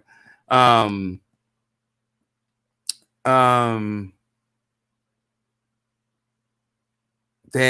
it's a good fight. It's like kind of a pick 'em. I think I'd go with Antoine. I don't know. I feel like both of them have like kind of holes in their game that the other can exploit. Both of them can crack. I think this is the hardest puncher that both of them faced, I think, too. I mean, Taylor can crack. Does Josh Taylor hit harder than Antoine? I don't think so. That's hard to say, Smoke. I like that's a tough question. I don't know. Yeah, I don't think so. Yeah, I don't. Yeah, I think Antoine may hit a little bit harder than Taylor, but I don't think anybody. I don't think anybody Antoine faced as a pro, at least, hits hard as Regis. That's a good fight. That's a good fight, man. And they're both southpaw too, Smoke. They're both kind of about the same height. They're both. Yeah, I don't think that Regis makes them kind of mistakes that Antoine makes. Antoine makes some pretty huge fucking mistakes, especially in his last fight against Francis. But Regis is like I feel like there's a gear that he doesn't go to. Like he's like a little bit complacent in there. He kind of lacks urgency, kind of like try to push it. I don't know. It's a good fight. I think I'm gonna go with Regis. I'd shade Regis in like a 55-45 kind of way. Who do you got? I agree with you, Smoke. If they had to fight like right now, I would favor Regis on not on no crazy, because I would still be like, damn, if Antoine comes and doesn't make and correct some of those mistakes, I think he could fool around and win that fight too. But like you said, I have it like 55-45, 60-40 Regis, but I don't have it anywhere. I'm not confident in picking Regis though, if that makes sense. Exactly. Yeah, exactly. I'm not confident, but like I said, I feel like Regis makes fewer mistakes, fewer crucial mistakes. Like you said, Regis, like against Rancis, Antoine, man, he was very, very, very impatient in there. I think he was a little too reckless, and I think a composed guy like Regis and an experienced guy that does hit hard can make you pay. And I noticed that when Rancis went southpaw, he was really bothering Regis a little bit more. So I was noticing that too. I mean, bothering Gary Antoine a little bit more. So yeah, I would probably go Regis too if they had to fight next. Yeah. That I mean, his last performance was actually kind of his worst to me. And it could very well be that. Is this the first one? The second? This the first one after the dad died? Yep. Yeah. It is. Maybe that has something to do with it. And it just takes some getting used to. But he was just really anxious in there. Jittered, like he was taking these huge swings off, like off the wrong shot too. Like just like it was not even the right punch to throw in that situation. He wasn't even close enough. It was easy for Rancis to see it, move out of the way, and then the dude was just swinging at air and off balance and stumbling around and fucking. Like, wow. Regis fucked that dude up. If Regis fighting him that night, now that wasn't the best performance from him though. So I don't want to get a prisoner of the moment, but I also wasn't really. The Posto fight was all right. He looked okay in there. And the fight before that, he would fuck that dude up, but the guy was durable. The fight before that, he stopped, I think, Santiago, if I'm not mistaken. Yes, exactly. Yeah, exactly. Santiago. He fucked him up early. I think he dropped him like around the third or something. He went like a few more rounds. It was a good one, but Santiago was like kind of overmatched in that one. Regis. I'm gonna stick with Regis. Like you said, though, like you said, it's not just the Rancis fight, because not saying I wasn't impressed with the Postal win. I just saw some of the same mistakes, and I feel like Rancis made him pay more. If that makes sense, I feel like he was a little bit more anxious in the Rancis fight, and like you said, it could have been because his dad wasn't his trainer for the first time, and it had a lot to do with it, and get used to just Gary, the other Gary, his older brother Gary Allen, being his main trainer. I don't know. I don't know what it was, Smoke, but he did look a little rushed. He looked a little pressed. And like you said, Smoke, he was telegraphing everything. I mean, he was throwing hooks from too far away, Smoke. It was bizarre, man. It was like a really weird shot selection, and like from hell of weird distances. Like what? Yeah, that's how I looked at it. My boy Big Chop says I got Russell because he's the more in shape, faster fighter and more fundamentally sound and better feet than Regis. In my opinion, also the level of competition Regis has been fighting lately. Okay, so okay, Big Chop. A couple people. Regis is not like an out of shape guy to me. He's all right with his hand speed. It's true. He's got pretty good hands. He's got pretty good feet too. Yeah, at that point, like I'm saying, it was an odd outing, his last one, and maybe prisoner of the moment kind of thing. But it's his last couple of fights. I'm not really overly impressed with his defense. And I think he's like a little bit reckless. I'm not sure if his knockout streak is going to his head. And I think it's kind of padded too. Yeah, I mean, it could. And like you said, Smoke, I mean, Oh shit, man! We're gonna see. I can't wait for this Zapata Regis fight to see exactly what we're saying. Like our observations to see how Regis looks against Zapata, who's another southpaw as well. Mm-hmm. And I'm interested to see who they put Gary Antoine in with next while this fight is going on. Because my thing is, what opponent do you choose after? Okay, you had Postal, you went from Santiago to Postal to Rancis. Now you went from a couple guys that are still good. Don't get it twisted, but they're late 30s, both guys. So I wonder, and they both pretty durable. So they both are pretty durable guys. Like Postal had never been stopped before. And so now I wonder what opponent you go to next. I mean, like who do you think they put him in there with?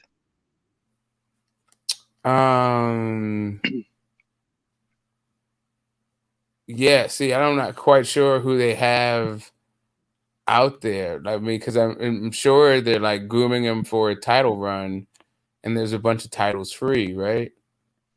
Yeah. You know what? Let me see what their rankings are like.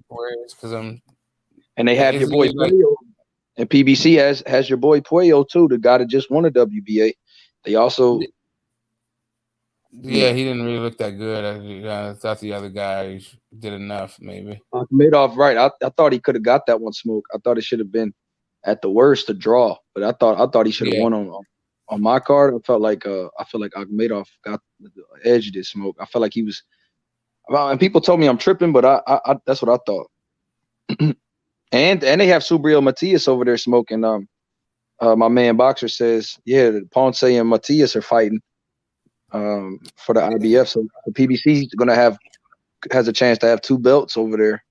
Do you know what happened to Jukumbayev? Did he ever come back after the Matias fight?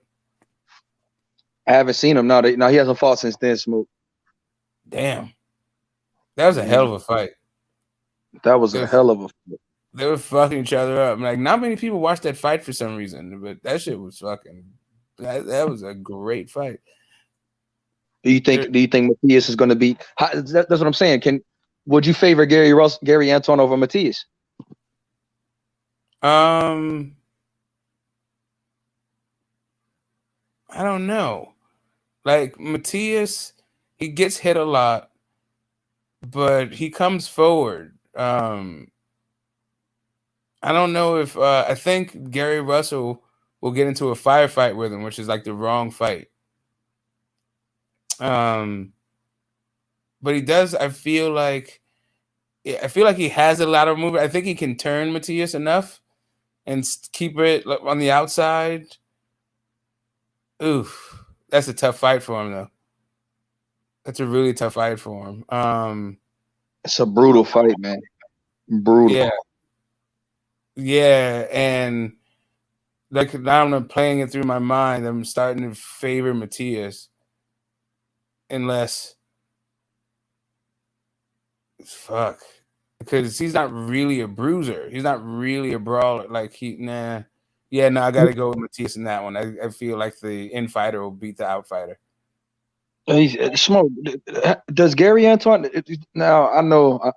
Have you seen Gary Antoine fight on the back foot or fight lap? Be it fight from a distance. I feel like he fought Santiago from a distance. I feel like he fought him from the outside. I thought he fought Postol from the outside. Okay.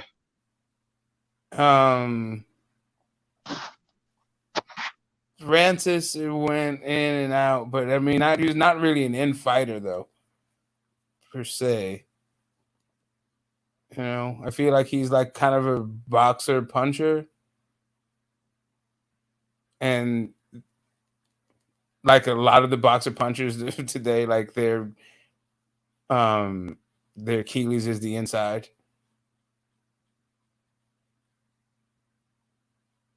I feel like, and maybe I'm reaching, but I feel like one thing about Gary is that that I saw in the Rancis fight is that he smothered his shots, and I also saw him on the inside. I feel like on the inside, I feel like he smothered his work, and then from the outside, I feel like he threw shots that were telegraphed. But maybe I'm reaching. I don't know, Smoke. I wonder if you saw the same. Like he wasn't like to me, he's not really that great a judge of distance. His shot selection, like his last performance was just like, I feel like it was a little bit of an outlier.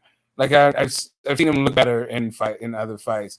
I mean, part of it may have been may have been the biggest step up or whatever, and it could be, new corner and change and all that stuff. But in general, I feel like he throws. I feel like he throws his power shots short a lot.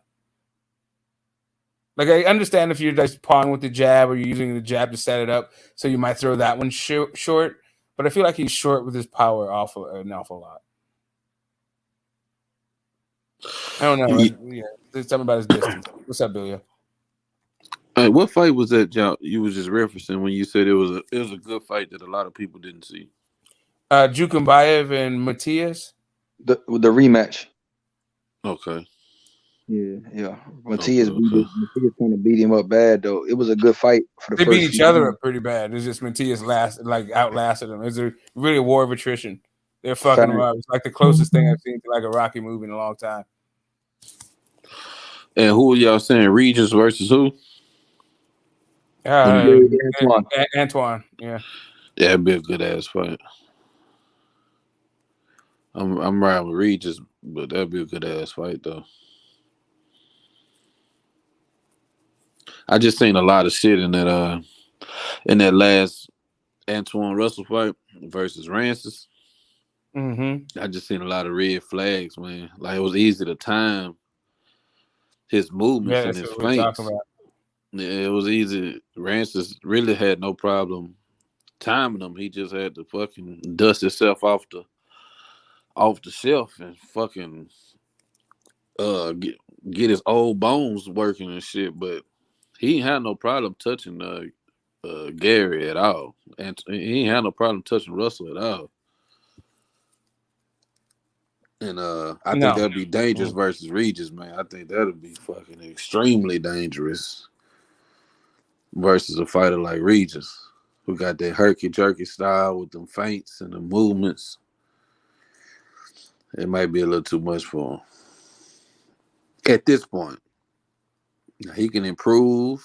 Yeah, he can get better. He can, fix them mistakes and shit. Now we talking about a totally different fight. But until I see him fight somebody and I see them improvements and I see them openings are now closed, shit, I think he wants to stay away from Regis right now.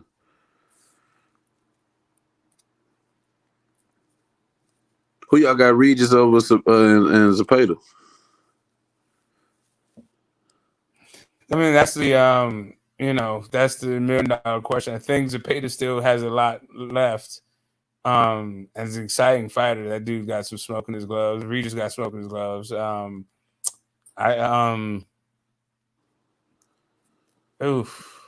they made a date? I'm gonna pick him. I'm not ready to make a choice on that one yet. I gotta still. I'm gonna. They don't have a date below, but Regis is definitely training. Recently, like a week, like maybe 2 weeks ago, he had sparred about 8 to 10 rounds. I seen him with like 2 or 3 different sparring partners, just getting sharp. But he said that one thing he said in the gym was that him and Zepeda have some type of familiarity. He said they had the same like assistant trainer. When when Regis was out there training at LA, they were in the gym together. So he said they definitely worked together before. They definitely sparred together before.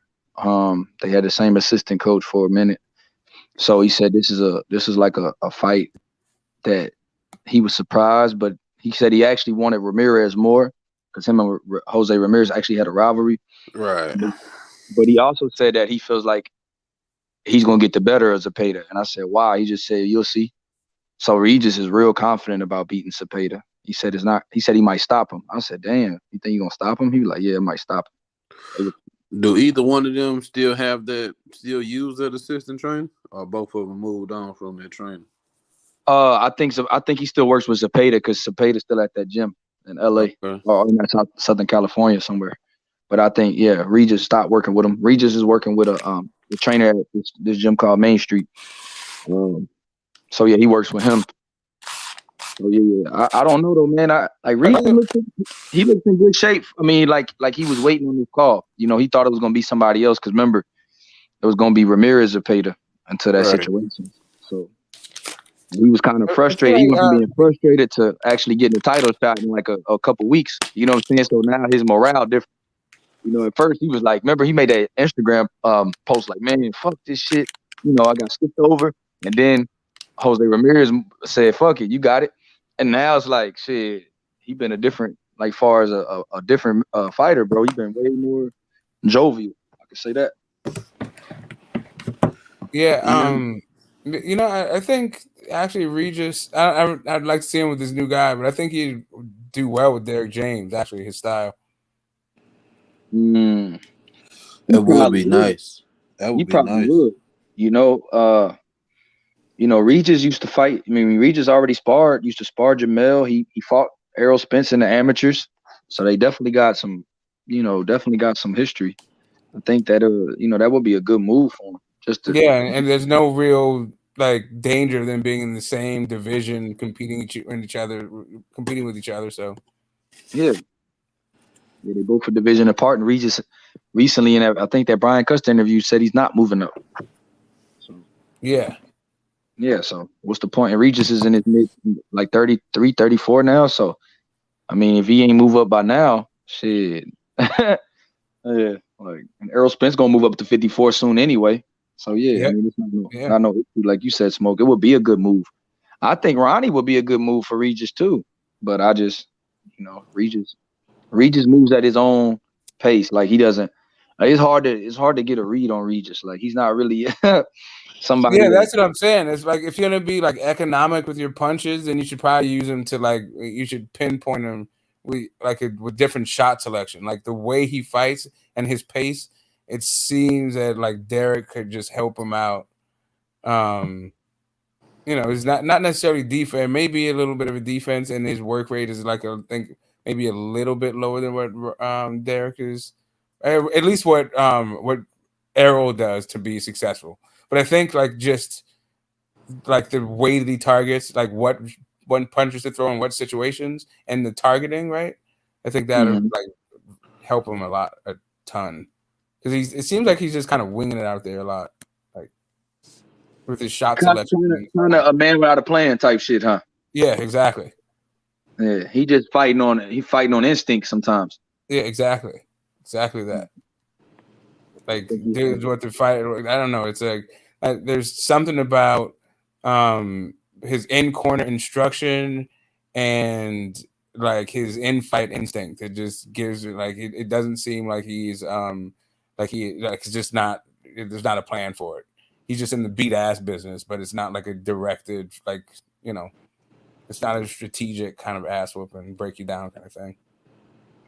Yeah, like you could tell Derek James and Errol Spence work to punish you. You get what I mean? And it's a method to the madness with Errol Spence. And even Mel versus Castano, you could see the adjustments in the rematch. I do think Derek will be solid, because it seems like Derek does like to dictate the pace, but in training, and make you train the way that he trains you, the way that he expects you to fight, which is something I like. He keeps the pace up in the midst.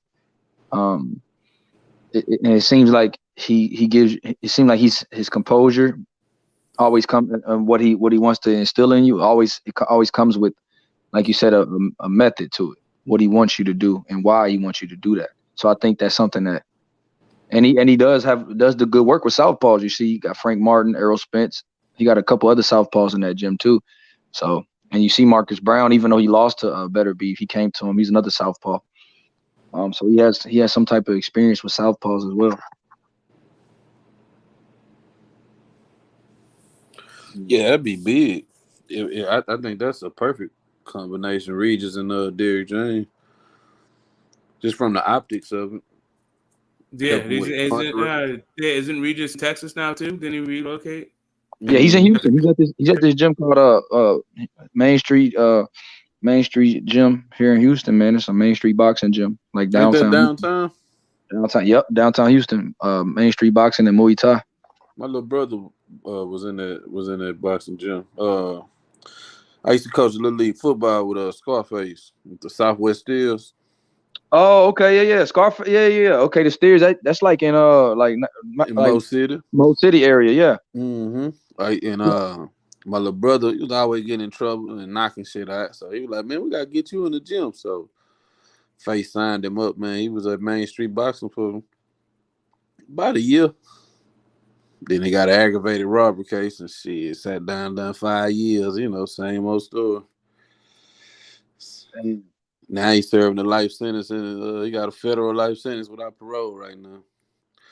But that's another story. But I know the gym you're talking about.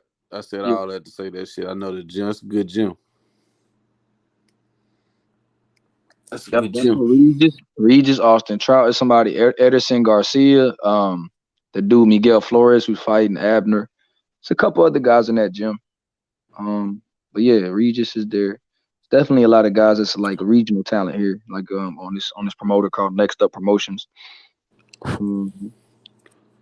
Yeah, they got a nice little, they got a nice little stable there, but it's not the same elite sparring that you know, like top notch. He'll be probably sparring. He'll probably work with Frank Martin, probably work with Errol.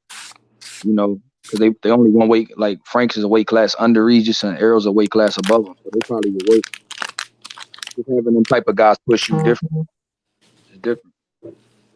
He probably sparred with Cholo too, because you know he used to spar with Cholo anyway. Yeah, he used to spar with Mel, like you said. And how his face doing with that? I know he had dialysis and shit. He had that kidney transplant. Yeah, he doing good. He got his son kidney. His son gave him his kidney, and he been doing good, man.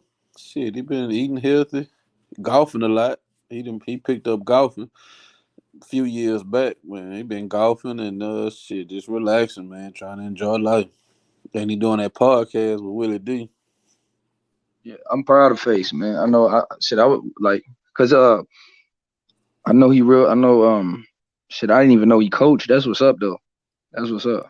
Yeah, he coached the league football for shit. I had been out there since about 2000, 2001. Yeah. Face came out there about 2000, I say about 6 or 7. Okay. He came out there, and then he was out there.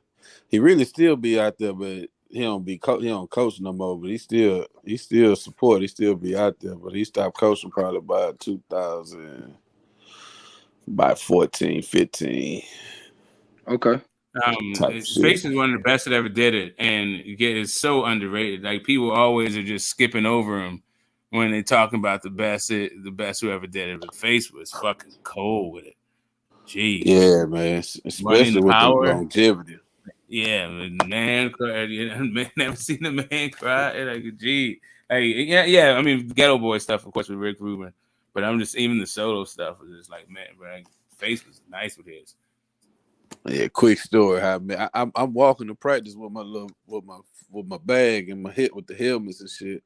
I see somebody sitting on the grass barefoot, picking through the grass and like picking it up and chewing on it and shit. You know the country shit we do down here in Texas. So I'm looking at him. I'm like, man, I know this motherfucker from somewhere else. I'm steady staring at him and he looking at me. I'm like, man, what's up? He like, what's up? I said, man, I think I know you, man. I think you know my daddy or something. He was like, huh? I said, yeah, you know my daddy, Bill Brown. He's like, yeah, I know Bill Brown. And he just fucking with me now. I'm like, oh, okay, yeah, that's where I know you from. So I go practice. I leave practice. I see him again. I'm like, man, where the fuck I know you from? And it's just from watching rap videos. You know, I got his poster on my wall, all that shit. It still ain't clicking in like, man, it's Scarface. That's where you know this motherfucker from. But I'm still asking him, bro, where I know you from, bro? And he's just laughing and shit. He was laughing and just laughing. And finally, actually, his son was on my team. That's how I met, because he was watching our practice. Brad Jordan Jr. Was on our team. Played O-line. We won a Super Bowl. But yeah, it was just funny how I met him, because it's like I'm looking at him like, man, I know this dude. I'm thinking like I know him personally, but I'm like, I can't put my foot on it. It's reminding me of home. Why the fuck is it reminding me? He ain't even tell you, like, bro, I'm Face. Nah, he didn't. He never did, man. One of the assistant coaches called his son Brad Jordan Jr. And that's when it snapped like Brad Jordan Jr.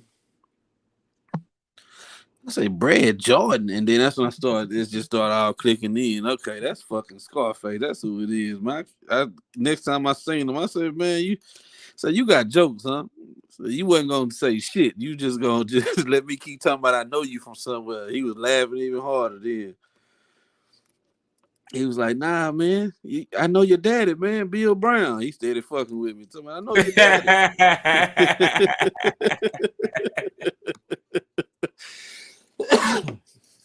But yeah, that shit was funny, man. But good people, man. Shit, nigga did a lot for them kids out there and for the organization.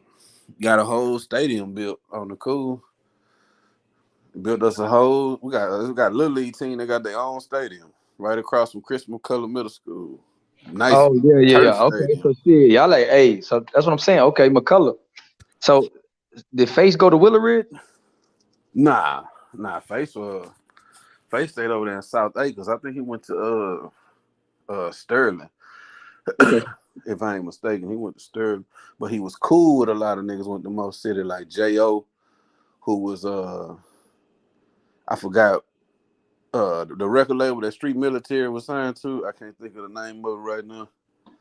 But that was Jared Oliver, which we call him J.O. That was his record label. And a few more people went to Willow Ridge that Face was cool with. And that's how he ended up getting over there, because he was cool with niggas that went to Willow Ridge. In them Thurman Thomas days, you know what I'm saying? Yeah, Thurman Thomas went to Willow. Yes, for sure. Thurman Thomas, like from that Briargate Townhomes area. Mm-hmm. Then you got Schenkel, who went to Oklahoma, started QB at Oklahoma.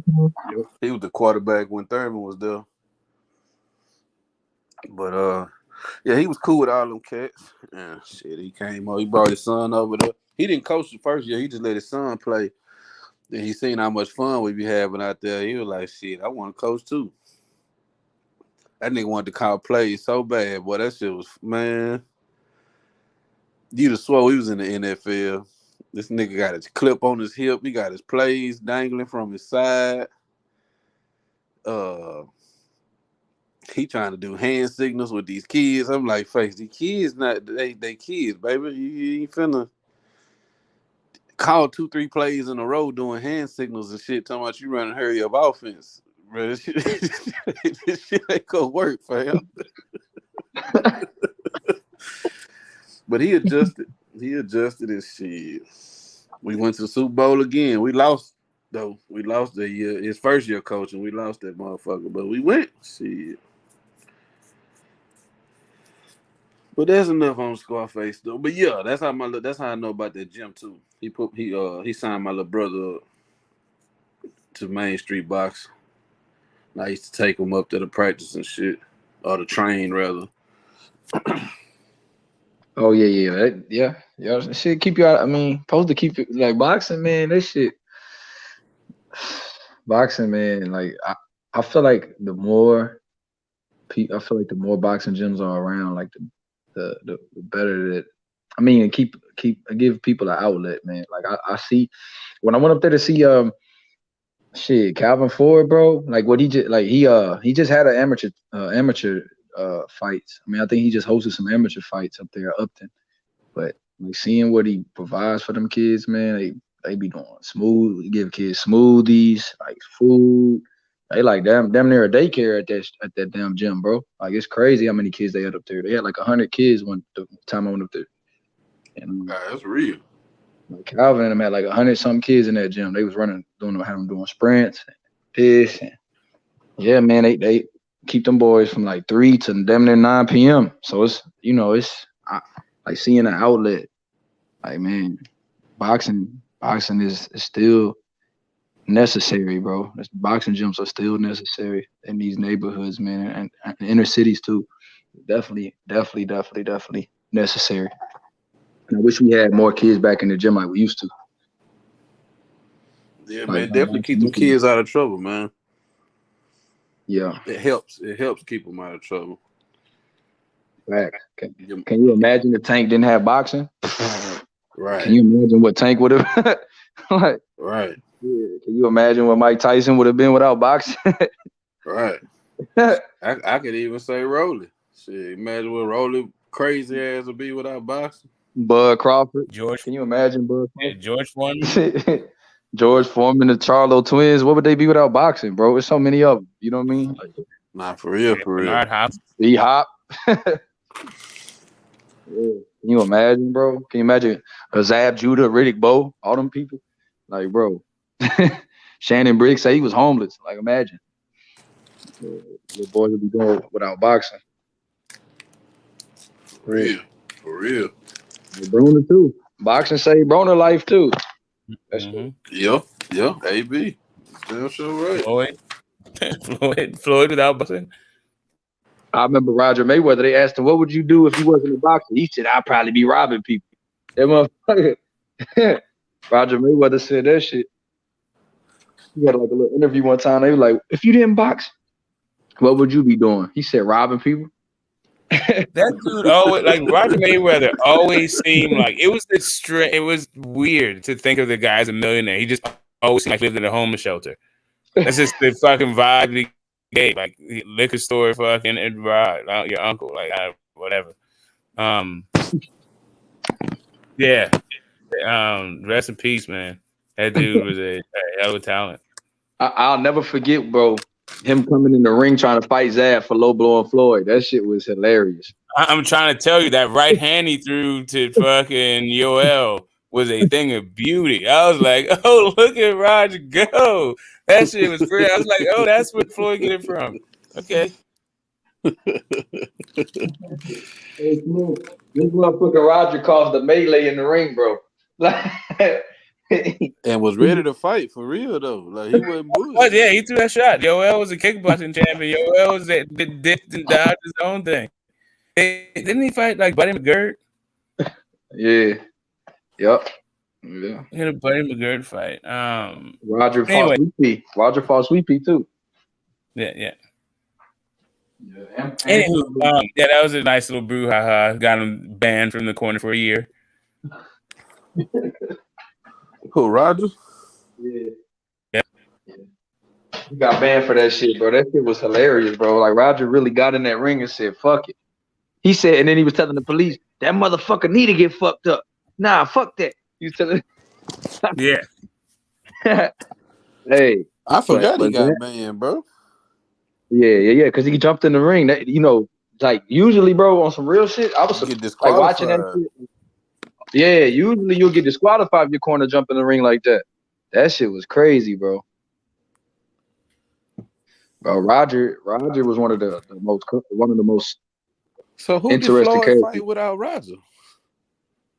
I don't even remember. He must have. After Zab. He didn't retire after Zab. He retired after De La Hoya. Who did he fight after the Zab fight? I'm trying to think.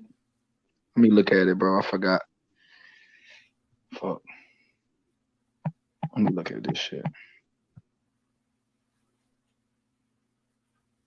Let me look at his box record.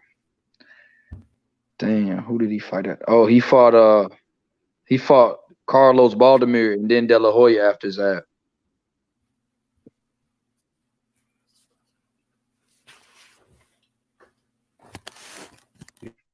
Yeah. Yep, he fought Zab. Yeah, he fought Carlos Baldomir next. Mm-hmm. Okay. I wonder who trained him for that Baltimore fight. I mean, not trained him, but who was his cornerman? I'm gonna have to go back and watch that fight. I stepped out a bunch in that one time. I think his dad might have come back for a second. You breaking up, Smoke? You say you think it was his dad though?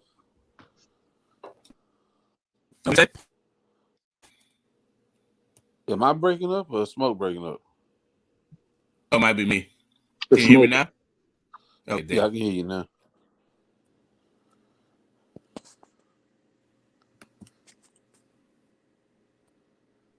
What was you saying? What was you saying, Billo?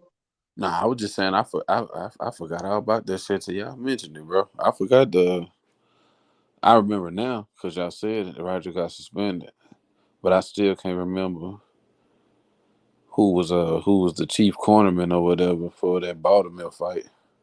By the time he fought De La Hoya, it was past a year, so Roger was back for that fight. But the only fight he would have missed would have been the Baltimore fight,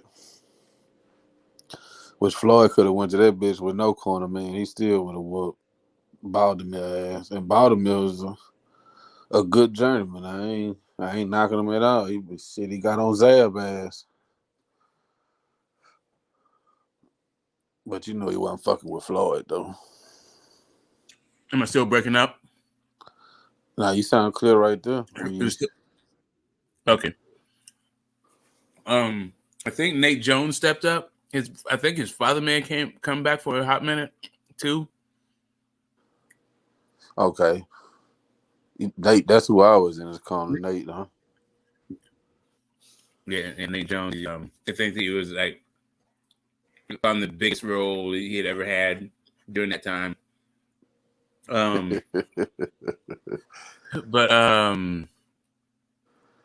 what was I gonna say? That Baltimore fight, Emmanuel Stewart was just like wishing that fucking Baltimore was gonna win. He did not like Floyd. Nah, he did. What was going with fucking Emmanuel? Like, I don't know. And it's crazy. It's be times though he just had to give Floyd his props. That should be hilarious because there was nothing else to say. Floyd and shit. And so I thought it was like some down home stuff. Like it might have even been some kind of Midwest rivalry. I don't know what it was, but he could never appreciate like knockout artist. He felt like the way Floyd fought was like he just had an issue with the dude. Like it just irritated him or something. He loved Tony and hate Floyd. You know, it could be some old shit predating Floyd, like between. Yeah, I'm saying. I think it was between the father, him and the daddy, him and Floyd Senior, or him and Roger. Yeah, there's like another guy that's from that area, and they all came out. They all moved west together. I can't remember what this other guy's name is. Right, I just can't remember off the top of my head. But yeah, they went to they went to Vegas, and then the other dude came here to the Bay. Okay.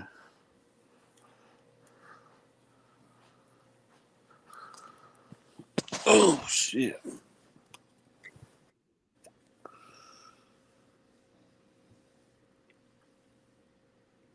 So what we got going on? Let me check the chat.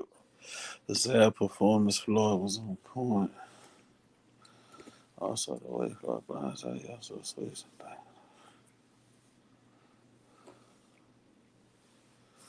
They just talking the same old shit.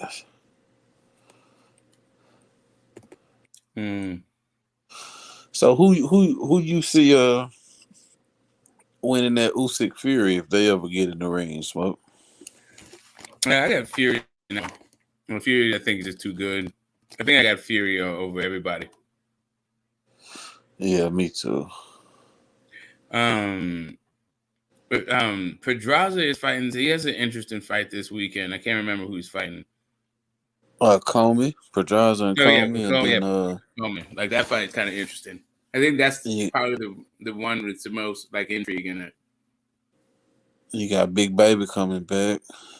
Yeah, but I think that's just like a showcase on the undercard, and you got how you say his name, Jogba. However you say his. Yeah, Jogba. That's another showcase fight. Yeah, pretty much. And then there was one more. Can't think of his name right now, but there was one more. Let's see. There was another fight on it undercard, a prospect. And then after that, Dennis Duglin. Big Baby Anderson. Yeah, Dennis Duglin. Dennis and Cecil McCullough. Nah, I On want what to say card? it's like the co-main. What's the co-main for that one? Oh, for I think Coleman? it's looking like Jared Anderson. Big Baby Anderson.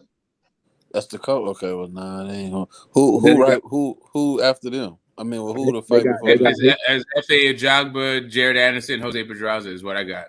and then they got There's probably one more. the whole card though. They got Kelvin Davis, Keyshawn brother.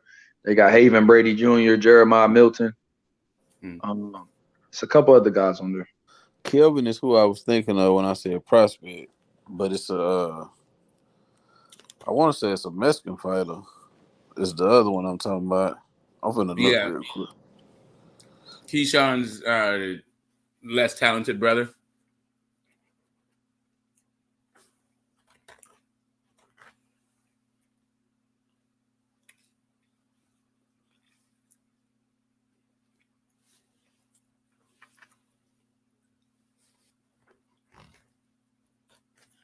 Richard Torres is who I was trying to think of. Oh, the little short arm heavyweight from the Olympics. Yeah, he on there too. Mm-hmm. Yeah, he's another showcase one too. Yeah. I want to see what he gonna do though, man. I don't Yeah, I'm think he interested got what he's gonna enough. see. I want to see what he's gonna do in the division. This fight shouldn't be like too much of a. Should be a step over, but Yeah, no, that's what I mean in the division. I ain't talking about this weekend. This definitely is a showcase fight for him. I mean, what he like 2-0 or some shit like that. Mm-hmm.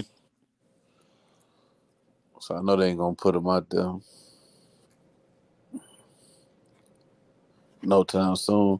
Shit, I want to see what his job is in Jakba or whatever his name is. He gonna be a gatekeeper already? FA, yeah, FA Is coming FA a back. gatekeeper already?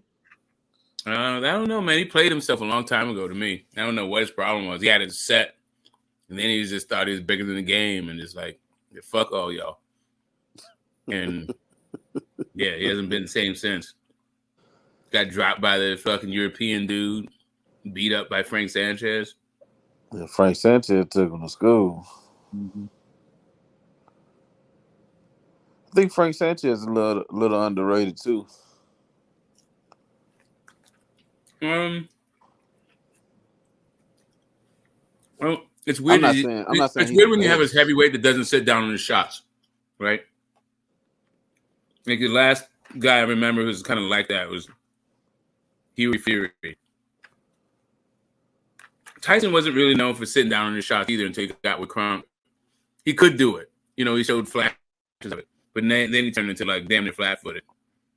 He kind of remind me of Bird too. Frank Sanchez.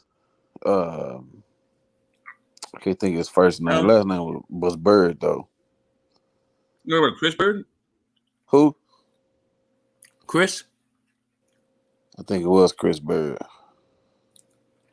Yeah, he the never heavyweight could beat came up from 168. A lot of upper body movement. No motherfucking power. He never could beat the top fighters. I think he got him a belt once. But yeah, he got a dream, like he had a dream fucking result against Vitaly Klitschko. Because Vitaly Klitschko like threw his arm out of his socket, punching down and shit so much. That's what it was. It was. I'm saying Frank Sanchez kind of remind me of him. Not 100%, but when I seen him fighting Effie, I as far as just the movement and because you're right, he don't sit down on his punches. Yeah. At all. But I want to see, I want to see somebody make them have to sit down on them punches. Yeah, it's weird to be like that big and like, I don't know. Just that amateur style will try to point you. It's very humane. Don't get me wrong. I like it for just the competence of it, but I don't know if that's going to get him through.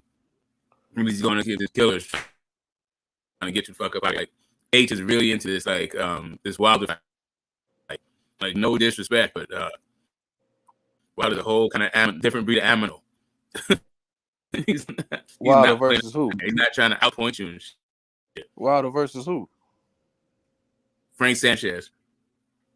Nah, Frank Sanchez don't want that smoke. I mean, he might want it, but nah, that wouldn't be smart. I know my man Smoke didn't just call my man Frank Sanchez humane. Yeah. Yeah. He said his style is humane, bro. What the fuck? You know. He like a heavyweight pure boxer. Just trying to win just trying to win a contest. That's like everybody go home to families, all that shit. Like that's like calling a boxer wholesome. That boy Smoke said, yeah, his style is humane. There's nothing wrong with it. I was like, oh shit. I was on mute, damn near dying. Smoke said, yeah, it's humane. I said, oh shit. That's it, man. Smoke got some hidden gems every day, bro. Every time he you don't know what he I don't know if that was a compliment or like a no bullshit. No Nobel Peace Prize in there, right? He a heavyweight that's a pure boxer. It's kind of rare. Yeah. I wonder. See, I don't like me. I think a guy like Big Baby would dog Frank. It's because right now, even right now, yeah, I just think he'll dog him because, like Smoke say, Big Baby ain't humane. He raw, man. Yeah, he's raw. He raw. He got skills though. He got skills. He not flat footed either. He might get on. I never really thought about that matchup, but I might be leaning towards Big Baby. And I fuck with Frank Sanchez. I mean, it's Fury, it's Wilder, and then there's everybody else. But I never really thought about that because I really low key I had Frank Sanchez above everybody else. That's my dark horse. But him and Big Baby, yeah, Jared Anderson might get on his ass. Call him a bitch and everything while he punching him.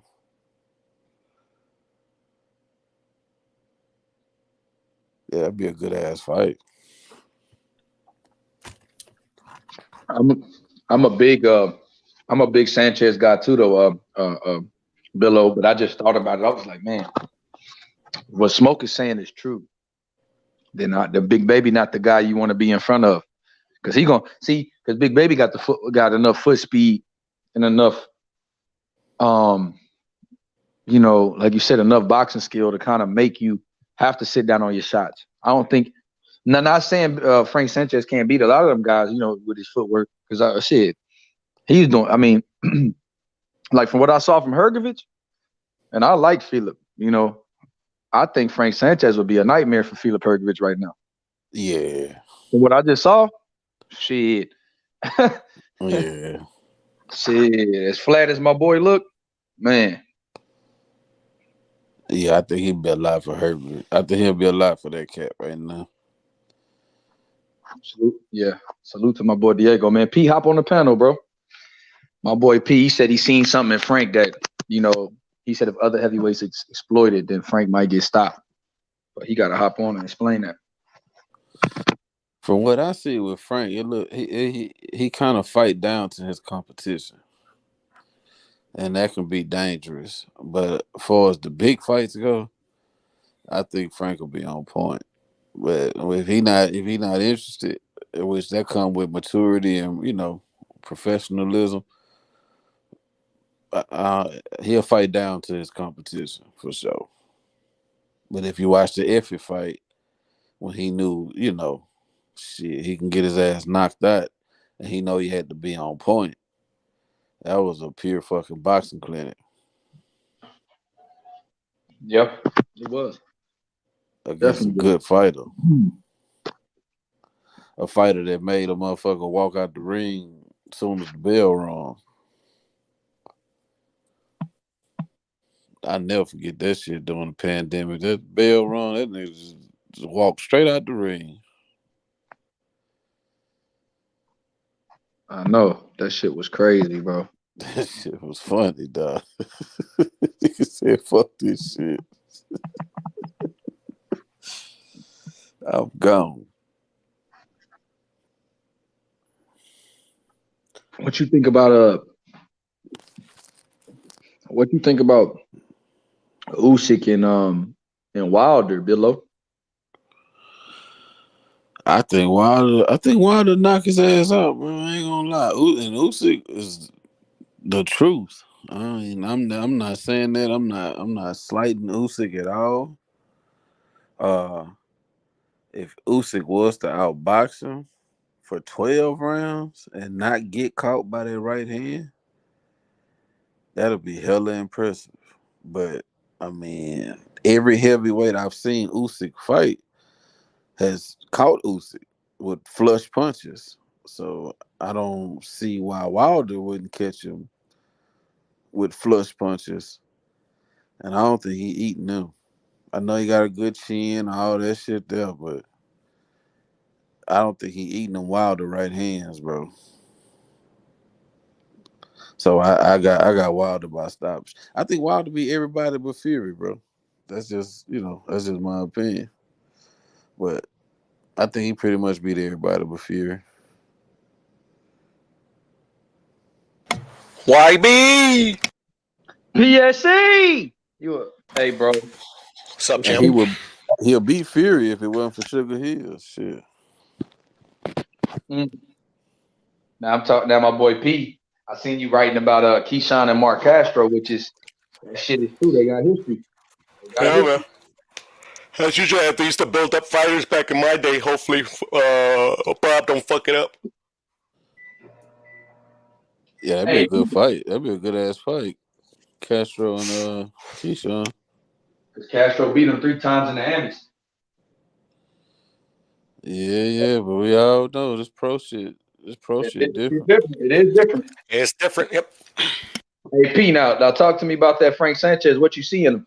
That you said that. What's the mistake? The weakness?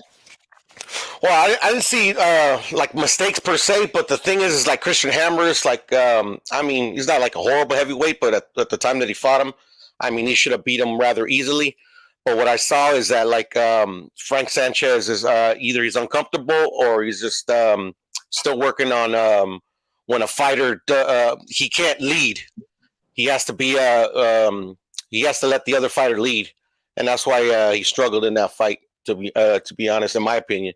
So if he doesn't correct that, the fighter who can exploit that is going to beat him. Counterpuncher by trade, bro. Yeah, man. Only a counterpuncher. I mean, I just could. Yeah, that's what I'm saying. It's like he couldn't lead. You know.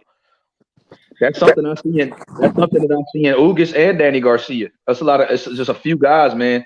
Certain guys that just can't take that lead. And facts. And I think that's definitely correct about Frank Sanchez, man. He definitely is a counterpuncher by trade. Yeah, man. And that's why like I never rated Ugas high because like he's already like a veteran and he never corrected that, you know. Hey, Smoke. Hey, P, a lot of Cubans are like that too. No offense to Cubans, but a lot of guys that been in the amateurs for a long time, a lot of guys are counterpunchers by trade. Or some of them can't counterpunch at all. Some of them are just, if they don't take the lead, if they can't take the lead and dictate the pace, then they're lost too. Yeah. Yeah, I fuck with Frank Sanchez though. I ain't gonna lie to y'all. He's my dark horse. I think he's really good. Yeah, he's my dark horse. Hey P, now that he left the gym, who would win out of him and Andy Ruiz? Andy. We got to go with experience and his intangible that he's got the fastest hands at heavyweight. Is he looking good? Is he looking good, hands? Puto, or is he still looking overweight? What's going on with Andy right now? I mean, he's looking fit. I mean, like he's kind of like I mean, he's not like Tyson Fury because it's like Tyson Fury is way bigger. It's just that guy's never gonna look like he's fit.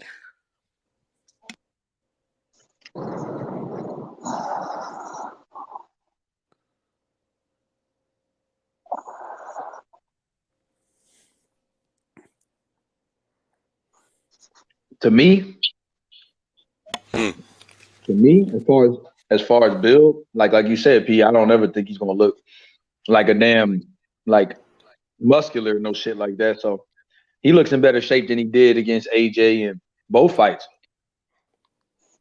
There you go. Well, that's good then. So y'all think he gonna knock the old man out? I think You he should. gonna stop. I think, and I like Luis Ortiz. Don't get it twisted.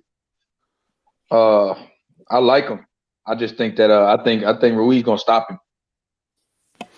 He should. He should. I mean, I don't rate Frank Martin. I mean, is that Frank or is it?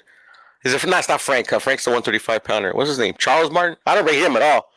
And he, I mean, like, you know, he almost had him out of there. But you know, credit to Ortiz. You know, he got him out of there. That scared me, bro, about the punch resistance of Ortiz that Charles Martin had my boy on Bambi legs. I don't. It's not that Ortiz would have demolished 5-6 years ago.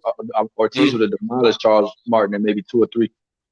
Yeah, probably like 30 seconds and shit, to be honest. But the thing is like, I don't even think like it's punch resistance. I think his knees are like fucking gone or shot.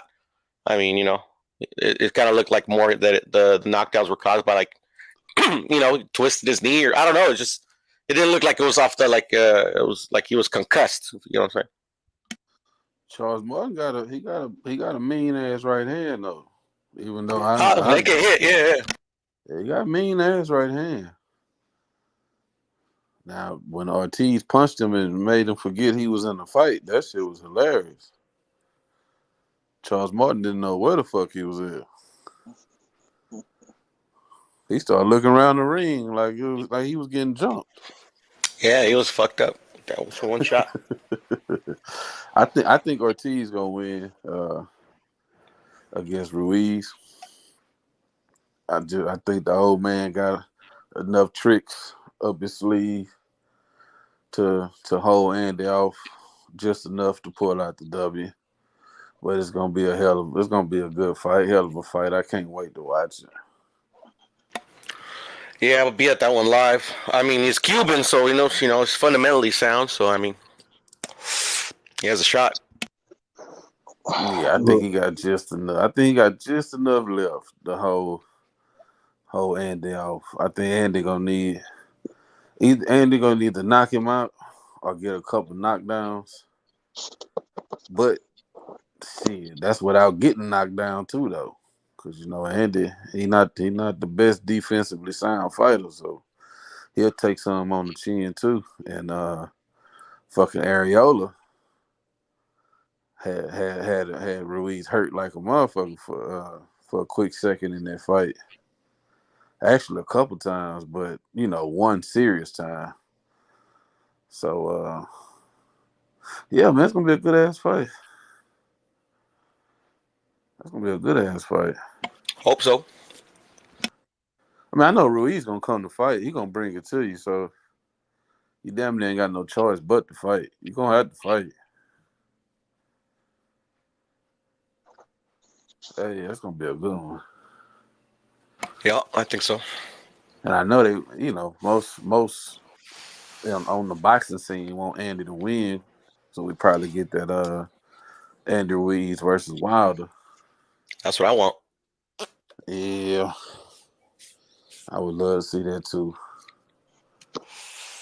But yeah, I already made a fucking bet with Ortiz. I can't back out of it now. Shit. Win some, you lose some. Yeah, it's all good. Easy go. I think school gonna handle them though. That's the only time I seen Andy really have a problem. He getting there against a good boxer, especially a seasoned boxer like Ortiz. But shit, it just we don't know how Ortiz will fuck around be 55 years old. Shit, we don't know how old Ortiz is. Today is supposed to be the deadline for the WBC for Tyson Fury. I heard that he already told them he was keeping his belt, but I don't know if that's confirmed or not. Yeah, they I don't say know. he said it, but I don't know.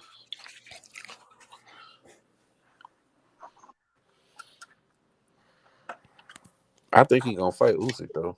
I heard that. That's I my heard that opinion. Usyk and Fury really serious about December 17th. I saw an interview with Bob on Marco Antonio Barrera's podcast, and he was saying that he wants to kind of get it done by the end of the year, but it's going to be hard because of the World Cup. So he's thinking the first 3 months of next year. Okay. For what fight? Fury Usyk and Fury. Oh, okay. That's a decent look. I mean, I still favor Fury. I don't care what nobody say. I just think Fury, man, gonna beat the dude. But Usyk is a bad boy. Yep. I just think he has no advantages over Fury. So I mean, it doesn't mean they can't win. Because he's obviously good, but I think Fury takes it.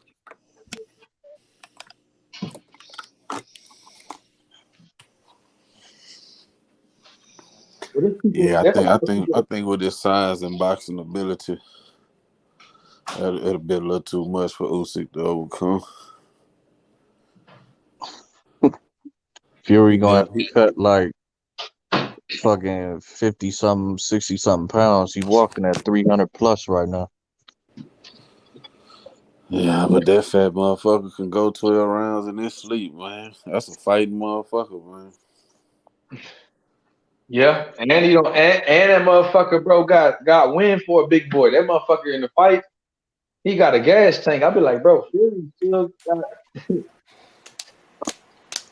Factual facts. He got that dog in him, man. He ain't gonna let you out dog him, man. Yo. And he know how to use that weight. He'll lean on you. He'll wrap you up. He'll Who y'all talking about, Furry? He know all the tricks of the trade. Debo, we talking about Tyson Fury, who's a fucking dog in there, bro. Man, that nigga's a cheater, man. That nigga's a fucking cheater, man. Let's talk about them allegations with Jamal. That shit ain't been cleared up yet. Been there, done that, man. Y'all go ahead. With the what? Who? Man, them allegations he got with Jamal, he under federal investigation. What they got to do with it's by fighting in the ring? That's a lot they got to do with fighting the ring. If you cheating, if you getting an unfair advantage by taking steroids or whatever type of PEDs, shit. So the mob was helping them take PEDs. Debo, you told me you you hear fuck about with that? Fury, man. You gotta do some research, player. This old news too. No, I'm saying the mob was helping Fury take PEDs. Man, it was help supplying that shit.